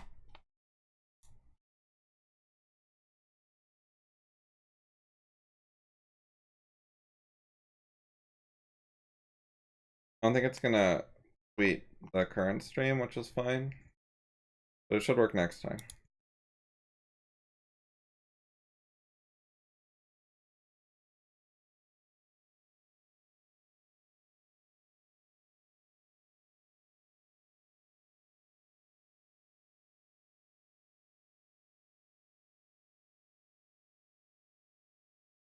Alright, let's read this.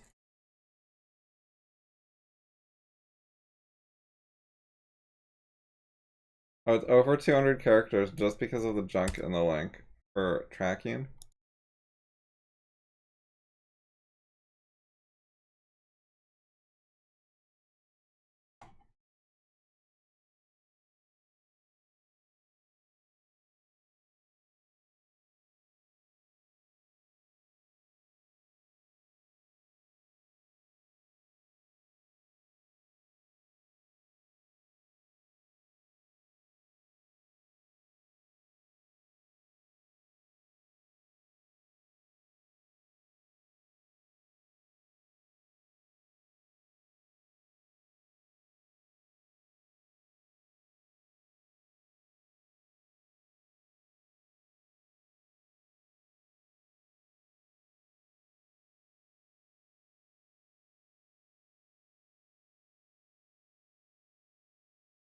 Social reproduction, eh?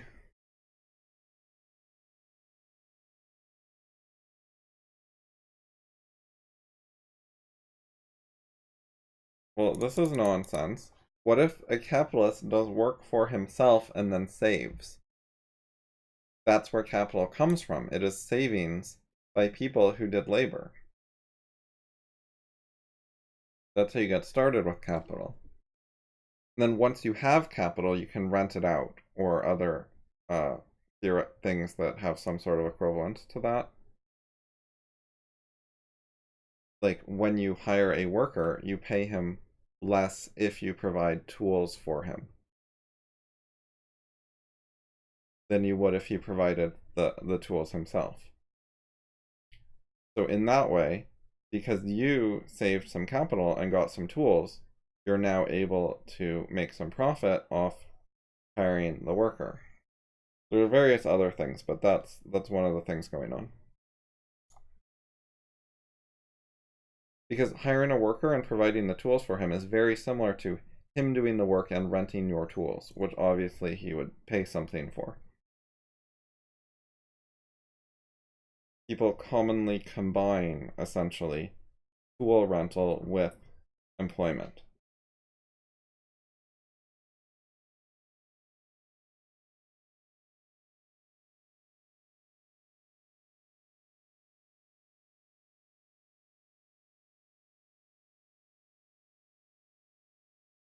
Well, I thought this meant literally like having kids. So it's not the same as production. Although it is an unclear term. But my initial reading was that he meant children.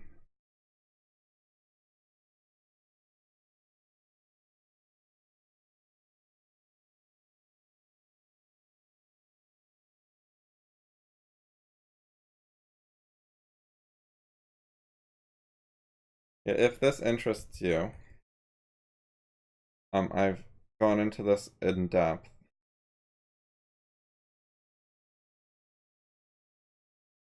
Right here. And of course, if you want Reisman's in-depth version, it is right here.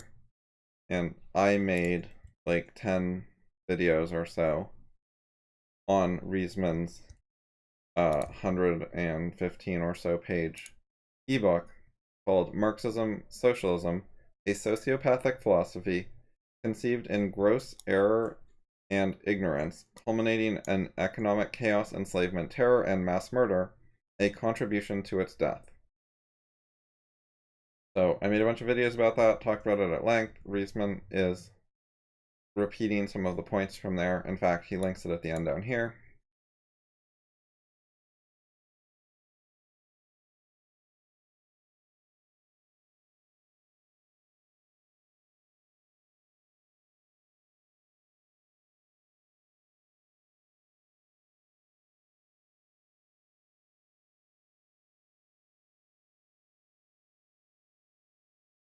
Right, wages are when you get employed. If you're self-employed, then you're not getting paid wages, you're getting, you're taking profit out of the business.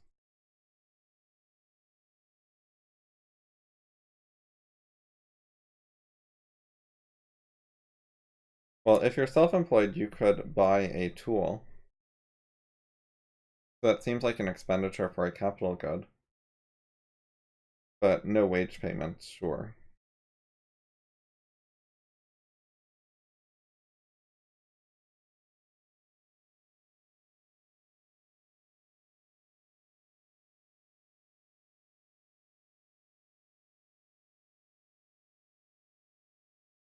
Well, he's talking about like simple circulation or something.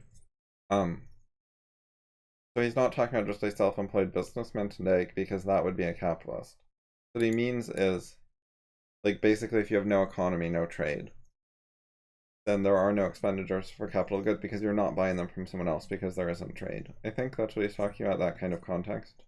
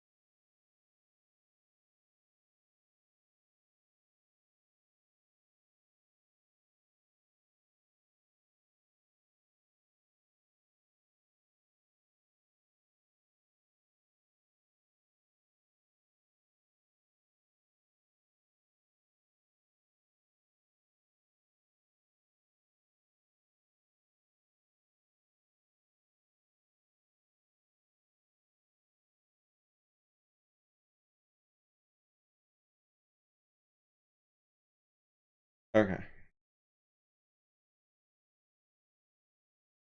That's not what I meant to do. There we go.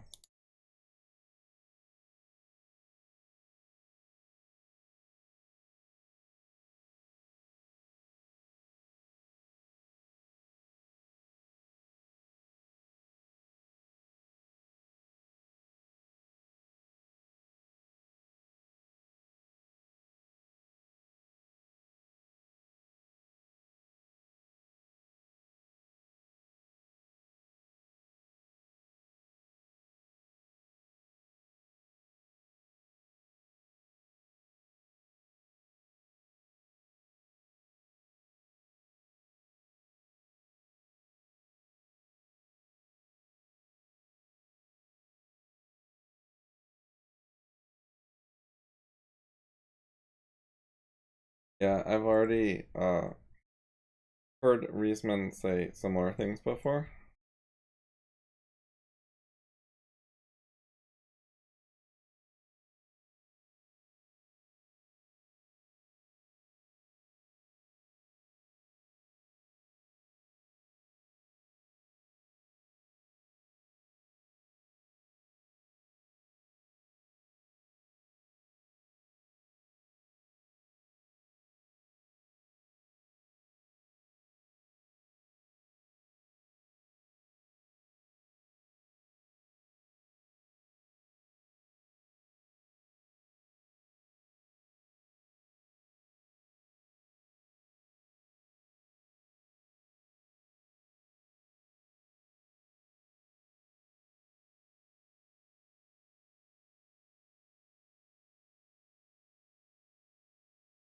He means here are, not here is.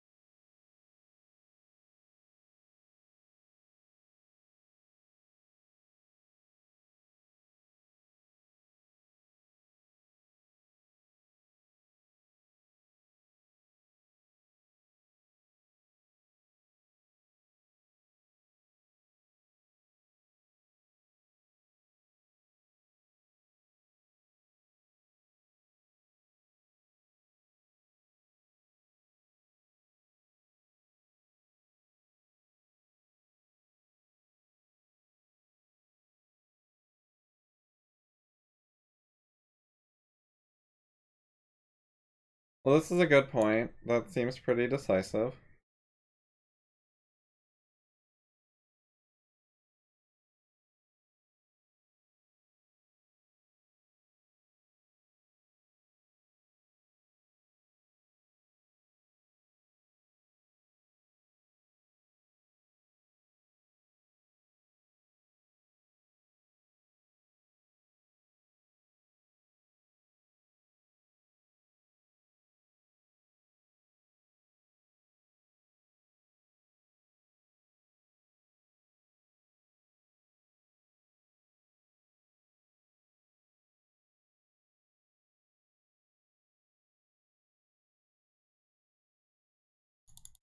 I think I retweeted this.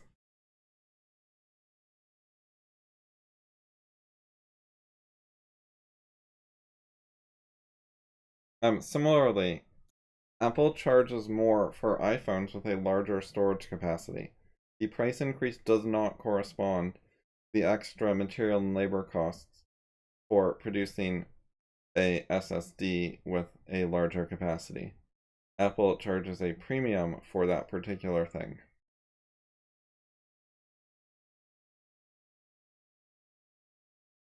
It's a way of doing market segmentation to charge more to power users who get more value out of their devices anyways. Because it's like, suppose that the average consumer values an iPhone at like $1,000 and Apple is selling them at $800, then most consumers are going to be able to buy iPhones at a price that is below how much they value it.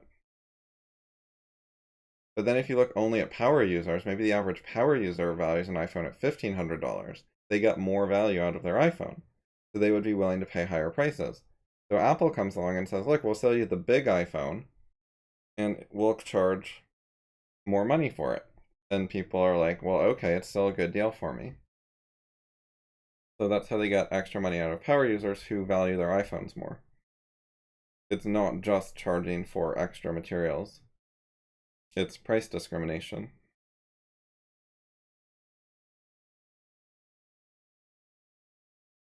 Because prices are not set by cost of production, they're set by supply and demand. What will the market pay? How much value do consumers see in the things they're buying?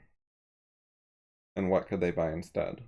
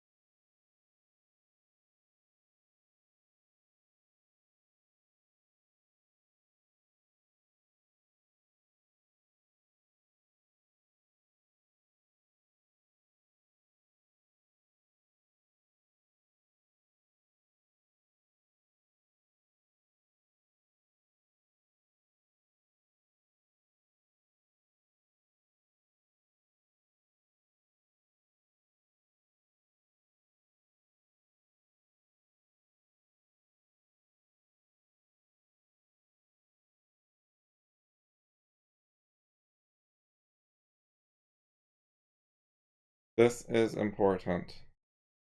And by the way, most people who know something about Soviet Russia know almost nothing about Communist China.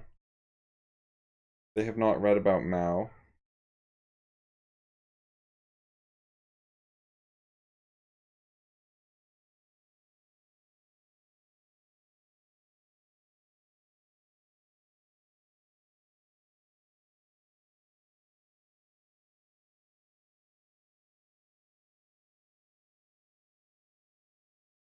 Yes, I highly recommend these materials by Reisman if you want to understand this stuff. Oh god, Saul Alinsky, oh no. Saul Alinsky, very, very evil, boo hiss.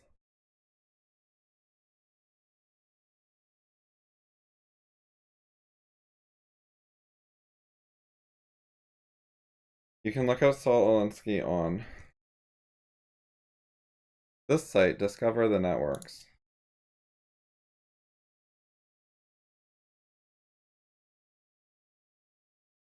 This is one of the worst, most dangerous people in modern politics.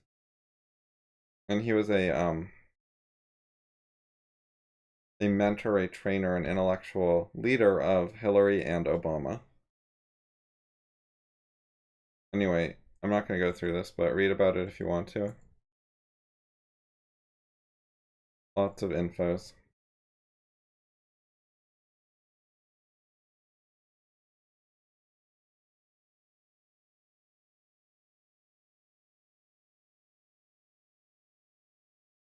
I think there was some sort of gene thing here that I didn't actually finish.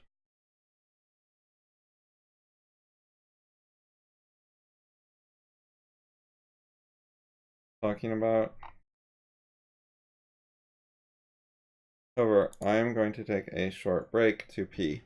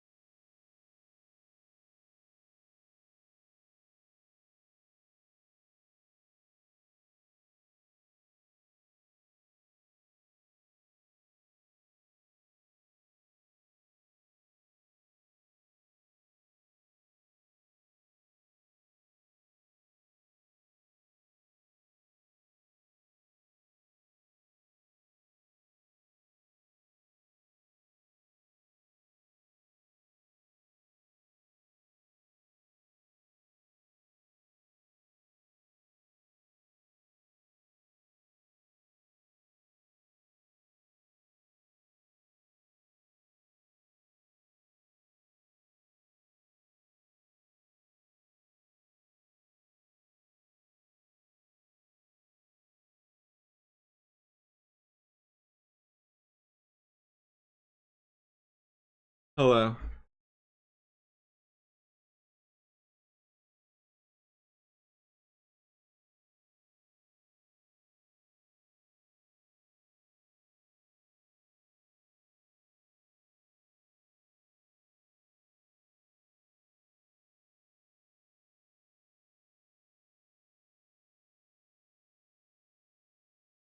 So, the determinism stuff is covered in the Fabric of Reality in Chapter 1, e.g. when David talks about the copper atom in the statue's nose. I think it's copper.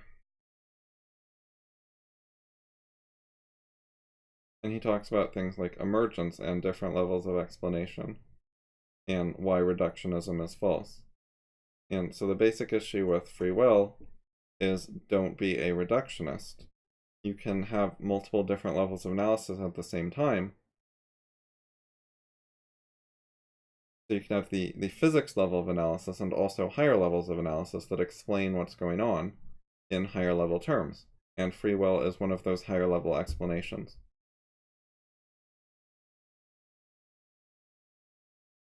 On top of that, you need to judge explanations by, do you have a criticism of it? Not, and also, does it solve a problem? And also, if you got rid of it, do you now have a problem? Like, have you caused or created a problem by getting rid of an explanation? You know, if we need it for solving a problem that we don't have any other way of solving, then that is the criteria for existence. Not necessarily physical existence, but some sort of existence.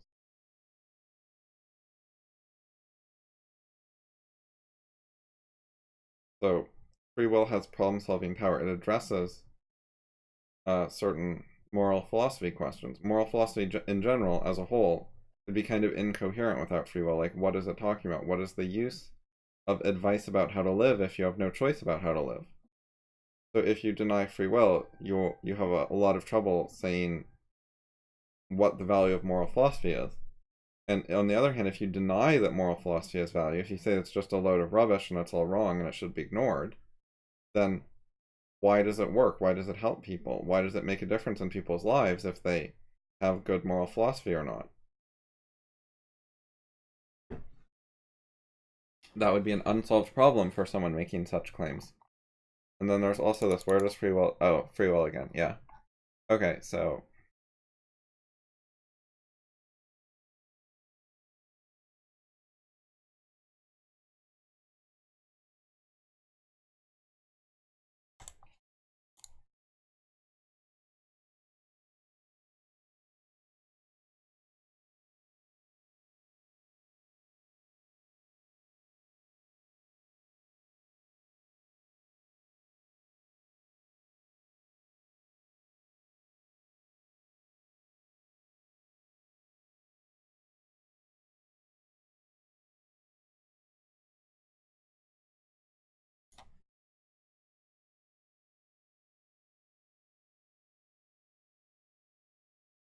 Around approximately is pretty awkward, but he'll understand it, it's fine.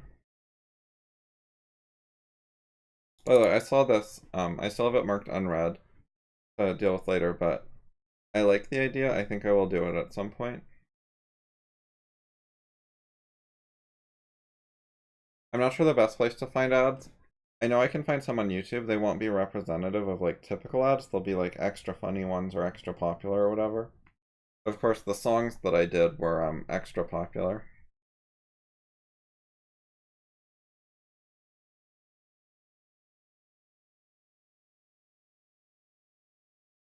Justin means the 12-inch MacBook. That's why he's saying that he hopes they bring them back.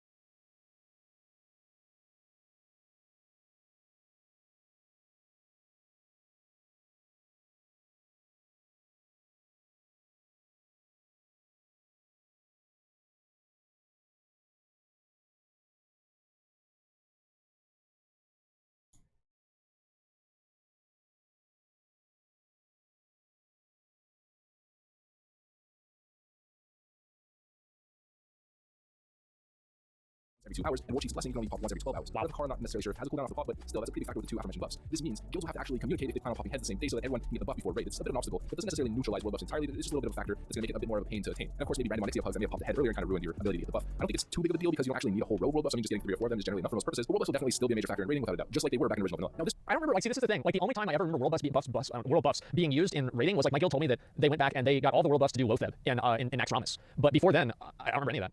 Like, I don't remember them talking about that at all. Like, maybe you do that a little bit. Show me your world buffs. Show me your strings. We use them for Veil strats. Yeah, I mean, like, I think you probably use world buffs for like bosses that are kind of like a wall, and like Veil or like Chromagus or like Lotheb or something like that. It does kind of make sense in that way. I imagine that only ones are easy to get. Well, the issue isn't really that the buffs are easy to get. Like, the buffs are easy to get. The problem with world buffs is the fact that whenever you're doing world buffs, that means that you have to fucking deal with getting everybody in your raid over to the raid entrance without having them killed. And on a PvP server, it's like, you think about this. Ganking somebody else, you're basically a happiness vampire. The madder they are, the happier you are. So if you're ganking somebody with full world buffs, you know that person just had a fucked up day. There was one time, I think this was like Miss Pandaria, where I killed someone with the elixir of ancient knowledge, and that's like a potion that takes forever to farm off this Kang guy, and it was very, very annoying farm design. And I killed him, and I was so happy because I knew that he was so mad. And this is the case for a lot of things. And yeah, they overturned it. Blizzard is they did a great job. Blizzard customer support did amazing, and I do want to say that again. But the point is the same. Do you like empathy? Yeah, of course I do. I'm not a very empathetic person, but it's really fucking funny to kill somebody whenever they have a boss on. It's a game too. If people get mad about that, it's a fucking game. one isn't necessarily related to gameplay, but it's a massive difference from the private server experience and even original vanilla back in 2006. This is a newer, dynamic, and modern game player-based moderation that we see today. It's in-game reporting. So if you put on private servers, there's not really much speech policing going on, just like back in vanilla. People are free to express themselves, make offensive jokes largely without repercussion. That will not be the case in classic WoW. There's going to be heavy policing on your behavior. Offensive name, and you probably won't last more than 20 minutes if you type anything in general chat even once. You'll be logged off and forced to rename your character. Yep. Offensive guild name, not here, boy. You better change that guild name to Mickey Mouse Fanboy Club. Call someone 3-day ban with chat restrictions. Oh, that was DuckTales. So they're pucker up for daddy to set you straight. No quote-unquote bad words. World of Warcraft is now a... That's clever. I'm actually pretty certain they probably didn't even mean that to be like a correlation, but still, like, yeah.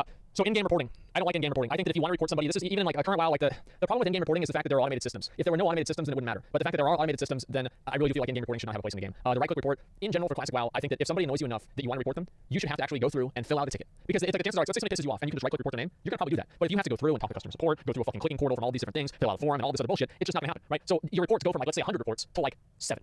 Because those are the only 7 people that are actually butthurt or mad enough to actually go through the entire reporting process. Nobody else gives a shit. Safe space. Oh, and no supporting Hall of Glorf either. How dare you, sir? Alright guys, so there was a couple repeats from other videos, a couple repeats from some videos that I made in the past, but this is a compiled video with all the most major changes in my mind. These to me seem to be the changes that are going to actually affect classic experience to the greatest degree. And of course I'd stay away from layering and all that other stuff and focus more on mechanics. These are the ones that I'm aware of, but there's probably more, there's definitely more. I'm super curious about this topic. I'm honestly always thinking about it. So if you guys know of anything that I'm unaware of, please drop it in the comment section. There's going to be some changes to what we've sort of been accustomed to over the last couple of years of playing on unofficial servers. Good or bad, I'm just excited to finally step foot in vanilla once again in an official sense. Hopefully you guys are as excited as I am. It's going to be awesome regardless. I'm going to be streaming on Twitch once the game actually releases, so if you guys have a chat, shoot the shit a little bit. Follow me on Twitch, boys. If you want to support my channel for more content like this, make sure to like, comment, subscribe, hit the notification bell. Of course, you know the drill. Join the Discord, of course. It's been booming lately. We've got some spicy banter going in there pretty much all day, every day. Hope to see you guys there. Thanks for watching. I hope you enjoyed it, and I'll catch you on the other side. Peace. I'm really curious to see what the comments are going to be in this video. Let's see what they have to say about it. I personally hate world buffs. I think it's just too much of a hassle to get them and it results in a big stop of all the raids. Yeah, I can see why people would think that. I actually prefer to remove major world buffs on entering a raid. Easier progression than private servers if you really make world buffs not work in raids. Well, hey, I would agree, except for I want classic WoW. Let's see. Damn, I'm a fresh new sub here. Damn, one of the classic content out there. This is mostly a comment about his video. Let's see here. Here's my quality content. Let's see, ban from wrong guild name. Fat kids can't LOS. We had there were so many fucking bad guild names I used to have. Like I think like we had so the first guild name I ever made was called Fuck What You Think. It was Zach and I, Mick and I. We came up with this guild name and we thought we were really funny because like we were the same people that we would say like because we said like one of us right here, the other right there, facing like that way, right? And we'd be like, hey, Zach,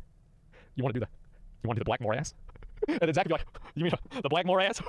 And we'd just be sitting there laughing this shit up like two big dumb fucking idiots sitting in a room on summer vacation thinking we were the funniest dudes in the whole world. And you know the implication, hey, it's really funny. But this was kind of a while ago. And so like yeah, this was our first guild name that we made, and we got that one reported too. Called Honor Chest. I mean, there's a million of them, right? And my guild name I made was Helen Keller versus Traffic, and that one got suspended. And Blizzard never renamed my guild. They just call it El Banco's Guild.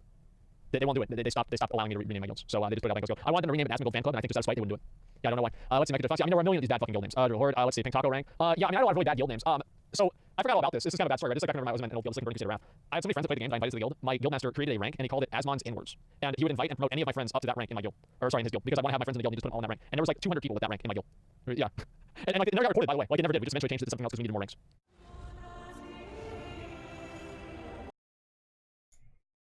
So I'm reading through structure and interpretation of computer programming. What did I found this sort of syllabus or whatever. Alright, let's wand Justin. GitHub, which links some lectures from Berkeley. And basically it's organized into like read a section of SICP, structure and interpretation of computer programming, and then watch a lecture. And then here I've got Dr. Racket open, and I read that basically these magic words they load up like a scheme profile that you can use for doing SICP stuff. So that's what I'm gonna do. Okay. One easy way to get started with programming is to examine some typical interactions with an interpreter for the scheme dialect of Lisp. Imagine that you're sitting at a computer terminal, you type an expression, and the interpreter responds by displaying the result if it's evaluating that expression. One kind of primitive expression you might type as a number. More precisely, the expression that you type consists of numerals that represent the number in base 10. If you present Lisp with a number, 46, and I've already done this, so I'll just do it for the video. Oops. It's in the wrong place there. Yeah, so type 46, and I go back 46. Expressions representing numbers may be combined with an expression representing a primitive procedure, such as addition or multiplication, to form a compound expression that represents the application of the procedure to those numbers, for example. Yeah. All right, and so this is subtracting 334 from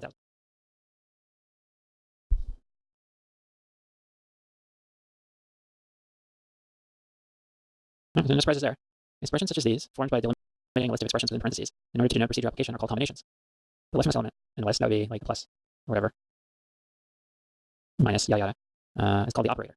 And the other elements, which is the 10 and the 5, and the actual numbers, are called operands. The value of a combination is obtained by applying the procedure specified by the operator to the arguments that are the values of the operands. And so just like addition can take, I would guess, any arbitrary amount of arguments, but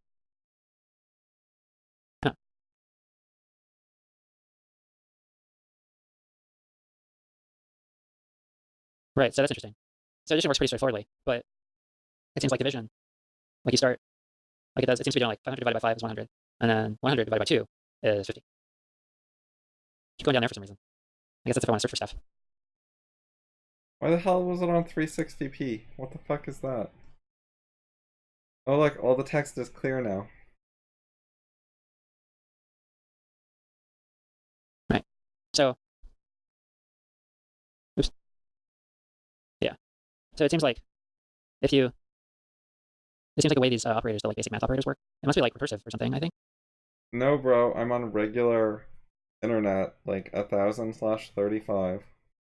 I might be getting a little on my depth here already, but like it seems like it takes the first two numbers and does the operation in a straightforward way, and then like you would expect, like if I just said that, that's pretty clear what's gonna happen. You should expect it's 5 minus 3, so then you get 2, right? And then it says, okay, so now we have 2, so now we're gonna take that 2, and we're gonna plug it in and use the other 2. So there's already a 2 up here. So this is the 2 that's from this, and then this is the 2 that was already there. It's not a great example to use the same number, but I mean I get it. So these aren't educational videos really, except for me. So I think I follow the example. So then you get 0, and that's where we wound up, is 0. Okay, so that makes sense.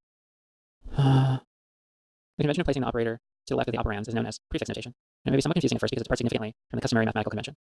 Prefix notation has several advantages, however. One of them is that it can accommodate procedures and may take an arbitrary number of arguments, as in the following examples. Right. So you don't have to. So they're saying an advantage basically is like you don't have to. Yeah, so this is very useful with plus and multiply. It is less useful with subtract, and I don't know if I ever use it with divide. If you want to multiply 25 and 4 and 12, you don't have to do 25 times 4 times 12. You just get to write the thing once. Now, of course, if you want to do different stuff, then I would imagine you just like do that. Like if you want to multiply 25 and the result of 10 and the sum of 10 and 3, which what's that gonna be? It's like 325. Yeah. Okay. Then I don't know why I'm like nervous about getting mental math right on like videos that 10 people are gonna watch, but whatever. Let's exploring that issue is maybe a different video. So yeah, my point was like the way this sets it up, you can with the prefix notation, you can just input as many numbers as you want and have it perform the operation. And then if you want to do a different operation, you can just specify that particular operation. So no ambiguity can arise because the operator is always the leftmost element, and the entire combination is limited by the parentheses. Yeah, no, it's pretty clear like what's supposed to happen. The second advantage of prefix notation is that it extends in a straightforward way to allow combinations to be nested. That is, to have combinations whose elements are themselves combinations. Right. So I was doing some nesting here.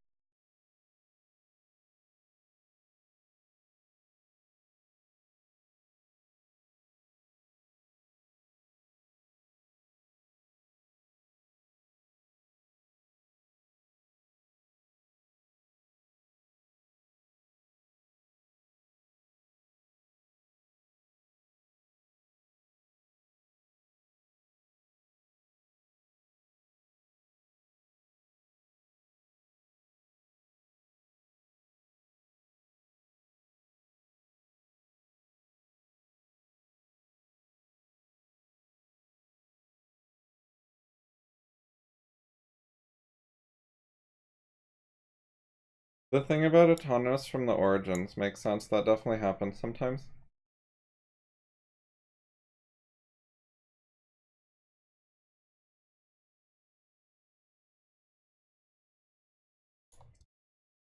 Let me see. And I guess, yeah, you start with like the nested stuff, like the order of operations is you start with like the nested stuff and then you work your way up.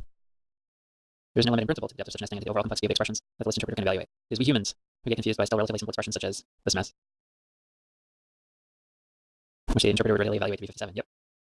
We can help ourselves by writing such an expression in the form, and so then yeah, they're using indentation to make clear like what level stuff is on. And it's 8, 8, and then you add those. Yeah, it's still like, I still find it a bit tricky.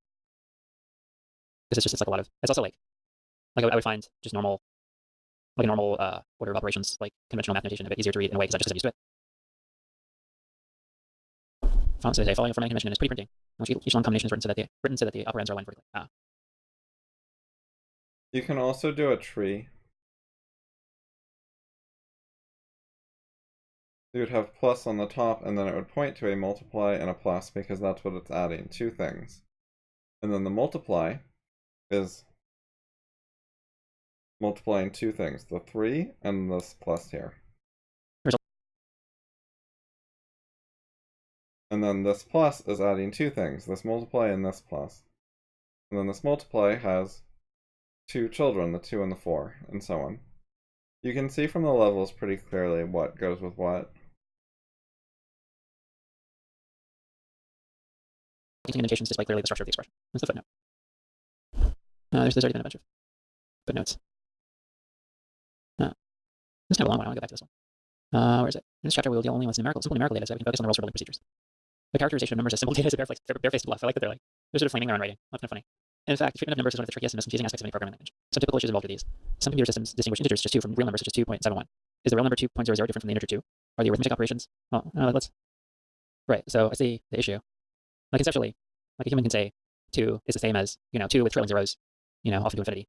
But if a computer is distinguishing these 2 numbers, then yeah, because it's like this will have a different representation than this. Like it's like a different number of characters and stuff, So you can't just then if you want to say they're the same, you've got to figure out some like rule for when to treat them the same, and then like you could say, well, an integer is the same as 2.00 to some number of zeros, but then you got to figure out, okay, but then how many zeros do you check and how many do you store? So yeah, I can kind of see the issue. Like it's a bit beyond me, but I can like vaguely intuit some problem there. So are the arithmetic operations used for integers the same as the operations used for real numbers? Okay, is this the same? The 6 divided by 2 produces 3 or 3.0. Okay, so I think are these all separate questions? Because I'm not sure if these are supposed to be related. So I'm just I think this is a separate question. I don't really get this one. Are the arithmetic operations used for integers the same as the operations used for real numbers? I don't know quite what they have in mind there. This 6 divided by 2 produces 3 or 3.0. Right. So this is sort of going back to this one. Okay, there's a similar set of issues. You could have a language where you had a different plus function for integers and real numbers. Like you could name them differently. You could have integer add and real number add as separate functions. When you use plus for both of them, that can just be a naming trick, and it's actually executing different internal code in the computer.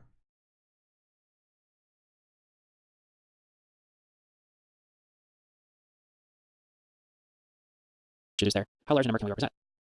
How many decimal places? Yeah, because if you like if you take a number to some power on some like calculator, eventually it like beeps at you if you just keep raising it. So there's a limit. Right, that actually happens pretty fast, even on like a computer calculator. Like all calculators computers, but I mean this is not Texas Instruments. So we're just wearing 10. Like nope, I'm done. So that didn't take long at all, How many decimal places of accuracy can we represent? Right, those. How many? Is the range of integers the same as the range of real numbers? Above it, not. Is the range of integers the same as the range of real numbers? I'm not sure. They're saying, is the highest number representable the same for integers and reals? Like you could have your computer system do integers from 0 to 100 and reals from -50 to +50. And they have different boundaries. And there are reasons you would do that. Like with integers, you don't have to worry about a decimal. So you can have a higher maximum integer than a higher maximum real number in the same amount of memory. Because the real number has to have space for decimals, essentially.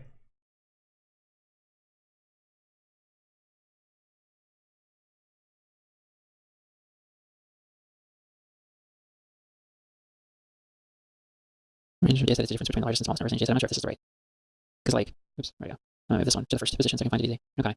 Not sure what this one is. I mean, because like the reals have like more. Like, there's more real numbers in like 1 through 10 than there are integers in 1 through 10, but they're both like infinite ranges, I think. Okay. I don't want to focus too much on this because this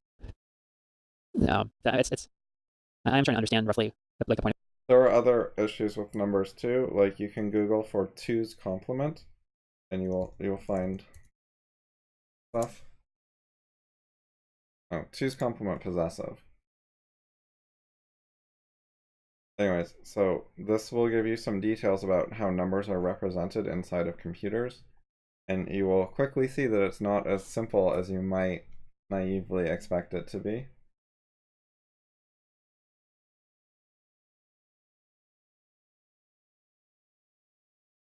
This is notable in the context of people who say things like 2 plus 2 equals 4, it's super obvious, you can't break it down into smaller parts or subconcepts. And note that your brain is a computer with an internal representation of numbers, just like a PC.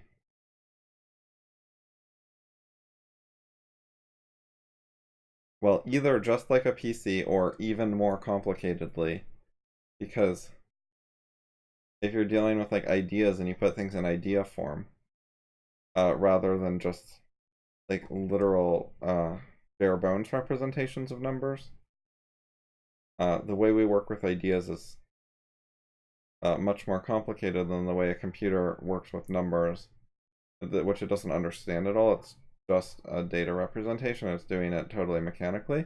The way we deal with numbers is like, it's trickier than that.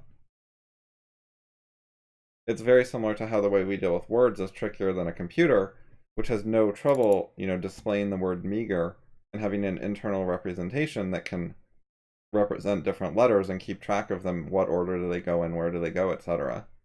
The way a computer deals with these letters is much simpler than the way humans deal with understanding words and reading. Because the computer doesn't understand what the sentence says. And it's the same with numbers. A computer doesn't have an understanding of numbers the way we do. It just follows instructions. Each question, but I may not be able to sort out good answers to every one of them. I think that's fine.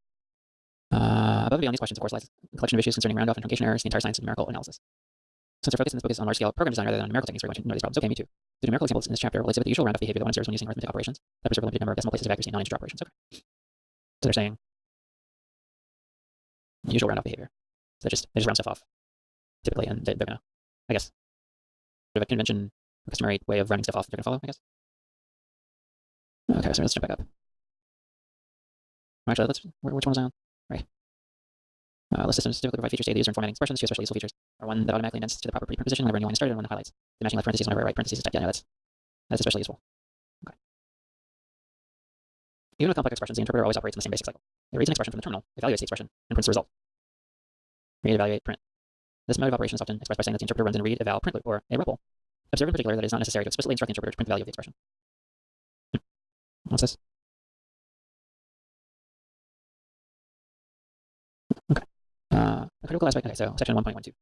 Naming in the environment. A critical aspect of programming language is the means it provides for using names to refer to computational objects. We say that the name identifies a variable whose value is the object.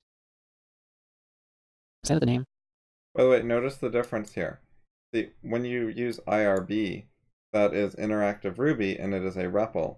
It prints things automatically. You put in 3 and you get 3. But if you just call the Ruby executable like thing that can run scripts, if you tell it print 3, it'll print 3. But if you just say 3, it will evaluate 3, and then it'll just go to the next line. It doesn't auto print everything. That's why Ruby-E and then 3 has no output. It successfully runs, it just doesn't print anything. Identifies a variable whose value is the object. In the scheme dialect of list, we name things with define. Typing define size 2 causes the interpreter to associate the value 2 with the name size. Once the name size has been associated with the number 2, we can refer to the value 2 by name. Now, let's try it. I'll pause the video for a second. So already did it, but just see that it'll change. Right, so just do define rather, size, whatever.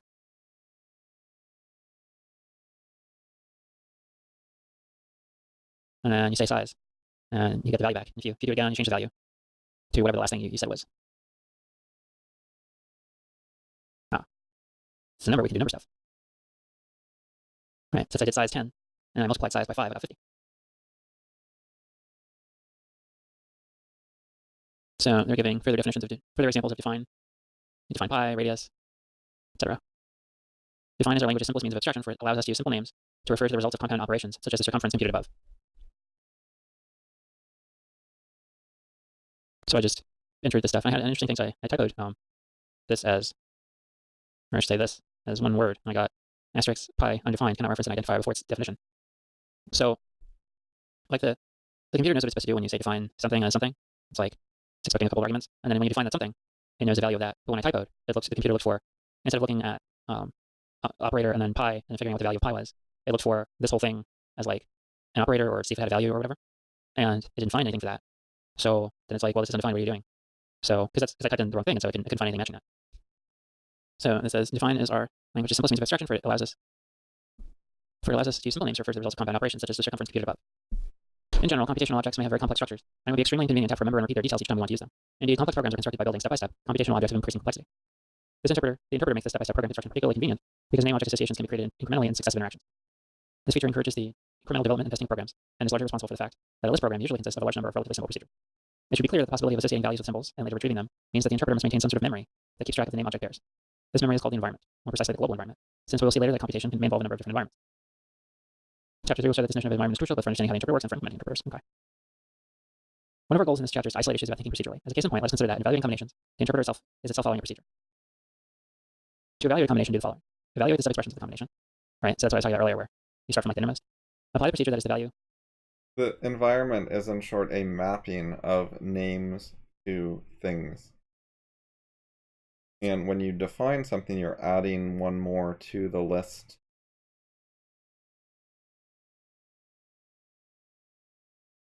And whenever you use a name, like pi or define, it looks in the environment to look up what that name means. It finds the mapping from the name to what it actually is, which can be a number, a symbol, a function, a macro, etc. The leftmost expression, subexpression. Oh, I see, this is even. So like, it's an example I gave before. Right, this is like one. Or even, I mean, if it is even, think of a simpler one. So evaluate the subexpressions of the combination. So like, I think you even start like, okay, so there's this whole thing, but then it has a subexpression. And actually, this subexpression has its own subexpressions. And you gotta go, okay, so subexpression 1, this is what.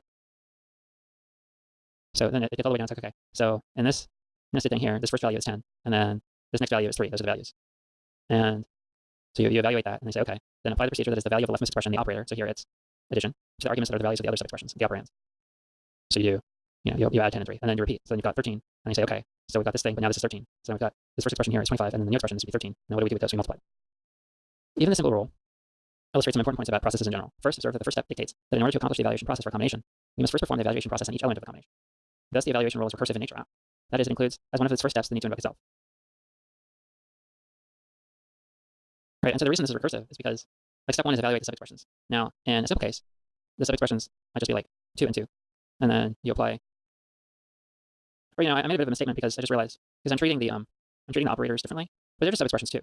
Like this expression, I guess, at least the way they're treating it, I think it's fair, has like 3 subexpressions: the minus or the subtraction operator, the first value 2, and the second value 2. And so it's this method of evaluation is recursive, or this structure is recursive, this procedure, whatever you want to call it, because in order to evaluate the subexpressions of a combination, it has to be able to get like a value from them. So like if you have something like this, it's pretty easy because everything is just already like finished. But if you have something like this where there's some nesting, then the procedure is basically, okay, well we can evaluate the first subexpression, which is the operator, and then we can look at the first argument, and that's fine, that's 25. So we've got the first subexpression is multiplication, the second subexpression is 25. Then we get here and we're like, oh, what are we gonna do? We have to look at what this actually is. So then evaluating the subexpressions of the combination involves sort of going under the hood here and looking at this nested thing, and then we can apply the same thing where we say, okay, well let's evaluate the subexpressions of the combination. And then we go, okay, well there's the addition, and then we have this first argument here's 10, the second is 3. And since there's no more nesting, then we can go to step 2, which is apply the procedure that is the value of the leftmost subexpression to the arguments that are the values of the other subexpressions. So that's fine. So the base case for this recursion is like when there's no more nested expressions, basically, when you just get to the basic subexpressions. But it is as recursive because it does keep going into the nested levels of the expression, any expression you look at, if they exist, until it can evaluate all the subexpressions, and then you sort of work your way back up. And I've looked at stuff regarding recursion, and like I've By the way, I'm probably going to end the stream after this video, so if you want to ask any questions, do it soon. about the base case and all that. Like I've looked at some of that type of stuff before, so I have some prior knowledge here, but it's still good to talk through it, especially because it's been a while. So yeah, where I said first observe that the first step dictates that in order to accomplish the evaluation process for a combination, we must first perform the evaluation process on each element of the combination. Thus, the evaluation rule is recursive in nature, right? Because it's saying step 1, evaluate the subexpression. Step 2, apply the procedure of the operator to the arguments. And step 1, I guess, is really what sort of carries you over through the nested levels until you get to no nesting, and then you can go to step 2. Notice how succinctly the idea of recursion can be used to express what, in the case of a deeply nested combination, would otherwise be viewed as a rather complicated process. For example, evaluating this expression requires that the evaluation rule be applied to 4 different combinations. We can obtain a picture of this process by representing the combination in the form of a tree, shown in figure 1.1. Let's figure 1. Okay, so they're giving us a little graphical representation. And so this is showing like the nesting. And this is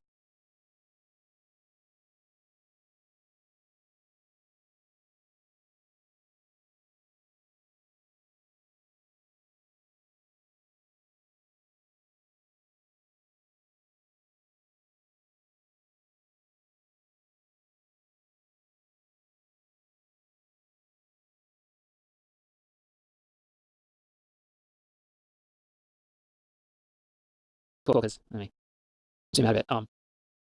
Because this is helpful because it's showing you the levels of nesting a bit more clearly than you might get just from looking at this and like how deep expressions are.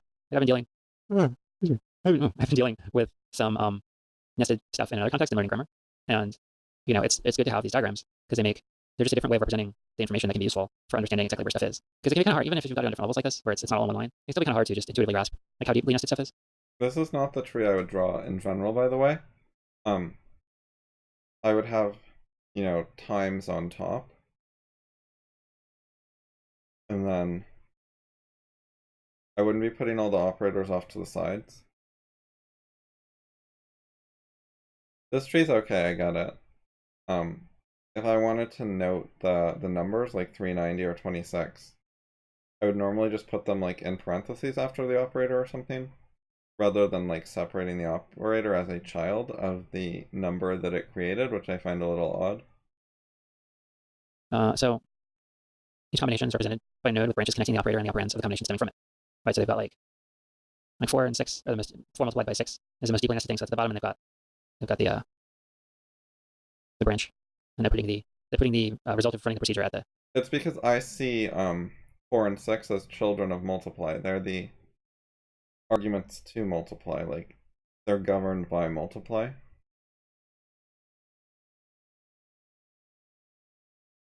But I see why they want to do it this way. They're saying that 24 comes from these 3 things. The nodes or whatever. Right. So the terminal nodes, that is, the nodes with no branches stemming from them, like these or these or these or these, represent either operators or numbers. Doing evaluation in terms of the tree, we can imagine that the values of the operands percolate upwards, starting from the terminal nodes and then combining. Terminal nodes are also called leafs. A node with no children is called a leaf because it's like on the outside of the tree, the edge of the tree, as opposed to like the trunk is the stuff in the middle, you could say. Combining higher and higher levels. That's a different way. Well, trunk and branches. Like, you go down to the lowest level and then you do the operation and then you can go higher. So since this is like the deepest node, this 4 and 6 being multiplied, you can kind of start there and then you get 24 and then you can add that to 2. And so you sort of work your way up. You get to the bottom and then you work your way up. And that's what the computer does. In general, we shall see that recursion is a very powerful technique for dealing with hierarchical tree-like objects. In fact, the percolate values upward form of the evaluation rule is an example of a general kind of process known as tree accumulation. I've not heard that terminology before. Next, observe that repeated application of the first step brings us to the point where we need to evaluate not combinations, but primitive expressions such as numerals, built-in operators, or other names. We take care of the primitive cases by stipulating that the values of numerals are the. Right, at some point you get to things that are, there's no more parentheses, you just get to basic stuff like numbers or built-in mathematical operators, rather than groups or combinations. Numbers that they name. And so the value of 3 is 3, the value of 5 is 5. The values of the built-in operators, those would be like the plus, multiplication, are the machine instruction sequences that carry out the corresponding operations. So it's just the value of like plus is whatever code the computer runs to combine, a 2 and 4 or whatever you give it. And the values of other names are the objects associated with those names in the environment. Right, so if we define size as 5, then the size is the value of 5. We did that earlier.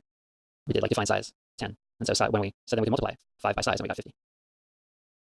We may regard the second rule as a special case of the third one. What are they saying here?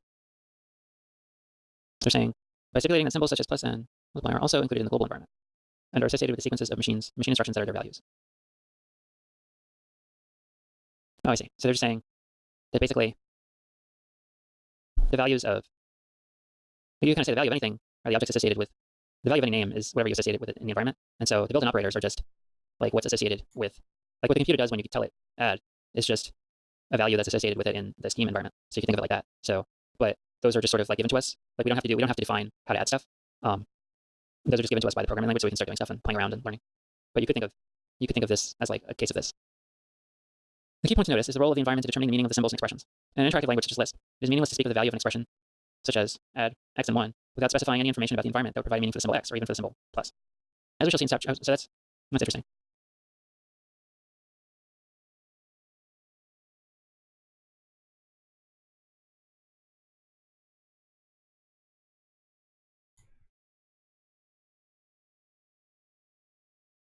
Right, so they're just saying like because we can define x to be whatever, like this has no inherent value. I mean, we could even read about, we could revalue like the numbers even if we wanted to for some purpose. Like we could tell the computer, okay, if I type 1, you treat it as 2 or whatever. Like I don't know why you want to do that, but you could. But certainly for stuff like x and even for stuff like plus, you have to the environment has to tell you, or you have to tell the environment has to have some value associated with those. There's no inherent meaning here. There may be, there are certain defaults set up in a particular environment, but those are malleable. Notice that the evaluation rule given above does not handle definitions. For instance, evaluating define x3 does not apply define to two arguments, one of which is the value of the symbol x and the other of which is 3. And since the purpose of the define is precisely to associate a value x with a value, right? Right. So the purpose of this thing we were talking about is like how does the interpreter evaluate a combination? And so it like figures out the values of stuff and applies procedures to stuff. But define puts a value on stuff. So that's not within the scope of this evaluation rule. Like the evaluation rule can take something like size and multiply. Like if we give size a value, we can take it and multiply it by 5 or add it to 2 or whatever we want to do. But the actual assignment of that value, giving size a value, is not within the evaluation rule scope. That's all they're saying. Such exceptions to the general evaluation rule are called special forms. So that's a pretty high level definition of what a special form is. So like they're saying, this is like the Okay, I hit the wrong button. Why am I no longer back? Okay. They're just saying this is like the default, and then if you're doing something else, then that's a special form. Define is the only example of a special form that we've seen so far, but we'll meet others shortly. Each special form has its own evaluation rule. The various kinds of expressions, each with its associated evaluation rule, constitute the syntax of the programming language. Yeah, special forms are the built-in stuff that's like the core of the language. In comparison with other programming languages, Lisp has a very simple syntax. That is, the evaluation rule for expressions can be described by simple general rules together with specialized rules for a small number of special forms. Okay. So we have identified in Lisp some of the elements that must appear in any powerful programming language. Numbers and arithmetic operations are primitive data and procedures. Nesting of combinations provides a means of combining operations. Definitions that associate names with values provide a limited means of abstraction. Now we'll learn about procedure definitions, a much more powerful abstraction technique by which a compound operation can be given a name and then referred to as a unit. So far we were just associating, when we did define size, we were associating this with a value, but now they're going to show us about associating like a name with doing a thing with values, doing a thing with arguments, doing something. So we'll get to make our own like operator, basically like our own multiplication or addition or something. We begin by examining how to express the idea of squaring. We might say to square something, multiply it by itself. This is expressed in our language as define square x, and then multiply x times x. I just did that and I made the square definition, so yeah. Yeah, so this is a special syntax, which might not be the best way to start teaching it, I think.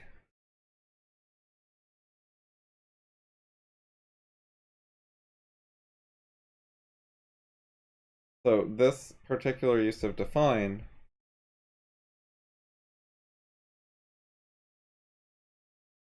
it doesn't just map a name like square to something. I mean, what you're really doing is you're mapping the name square to a function, but it doesn't, there's no create function. See, what you're really doing is, what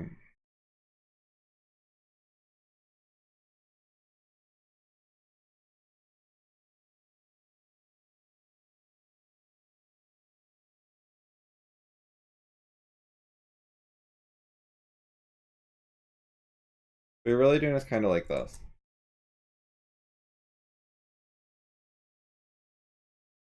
And it's hiding some of that. The way you actually write it more fully in Lisp is define square.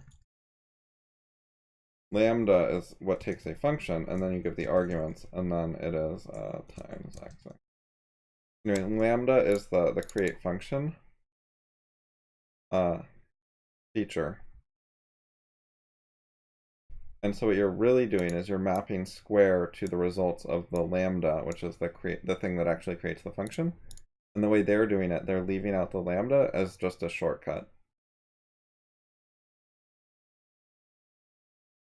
The shortcut where you do define and then you put parentheses around the name of the thing is a shortcut for a lambda. So we can understand this in the following way. So it's defined as 2 square something. Lambda, by the way, has special syntax itself because it takes a list of arguments that you put parentheses around. So this parentheses here is not function calling x. I think this is the right syntax that it takes, that you write it like that. Multiply it by itself. Okay. We have here a compound procedure, which is given the name square. The procedure represents the operation of multiplying something by itself. The thing to be multiplied is given a local name x, which plays the same role that a pronoun plays in natural language. Evaluating the definition creates this compound procedure and associates it with the name square. The general form of a procedure definition is define name, formal parameter, body. The name is a symbol to be associated with the procedure definition in the environment. The formal parameters are the names used within the body of the procedure to refer to the corresponding arguments of the procedure. The body is an expression that will yield the value of the procedure application when the formal parameters are replaced by the actual arguments to which the procedure is applied. All right, so this part is just like kind of naming stuff. Like we give the procedure name, and when we call the procedure, we're going to give some arguments. Like when we call square, we're going to give it a number. We're going to feed it a number to square. So we're basically calling the number that we give square x, and then the body of the procedure is where all this stuff happens. So that's where, so our procedure is now named, and we said what we're calling the parameters. So now we just do whatever we're going to do using like to our arguments that we're going to feed it, and we use the name of the formal parameters. And then they're just using square sum. We can also use square as a building block in defining other procedures. For example, x squared plus y squared can be expressed as the sum of square of x and square of y. We can easily define a procedure sum of squares that, given any two numbers as arguments, produces the sum of their squares. That's pretty straightforward. Now we can use sum of squares as a building block in constructing further procedures. Define f. Yeah, there's, by the way, a syntax for taking unlimited arguments. I think it might be this, where you put a dot and then a final name. And then you can call this with like 15 arguments, and the first one will be x, and all the rest will be a list, which is y. It might be a little different than this. Of a. Right, so then I just did this. Basically, you can use sum of squares, and then you can define a function that if you give it a number, it figures out and takes that number, adds 1 to it, and then that's this x, and then it takes that number, multiplies it by 2, and that's this y, and then it gives you the sum of. But like that's how plus works. Plus takes it doesn't take a fixed number of arguments. Like you don't decide in advance that you can only add 2 things. Plus can take 0, 1, 2, 3, 4, 5, 6, 7, 8, whatever number of things. So it's using the dot and then the list of things to be added, which is how you can take a variable number of inputs. The squares of those 2 resulting numbers. So, and then the point of this is just to show you how you can just, like, you can build and build and build, and you can kind of, you can build up this like tower of procedures, and you don't have to remember exactly all the details of, these are pretty simple, so, and it's introductory, so it makes sense if it's simple. But like, you just keep building on top of lower levels, and then, you don't have to worry so much about the lower levels anymore, because in some languages, instead of taking a variable number of arguments, people often just take a list argument as a single argument. Built. Those are fine, and so you can just focus on whatever you're trying to do right now. Compound procedures are used in exactly the same way as primitive procedures. Indeed, one could not tell by looking at the definition of sum of squares, given above, whether square was built into the interpreter, like addition and multiplication, or defined as a compound procedure. A substitution model for procedure application. Alright, later.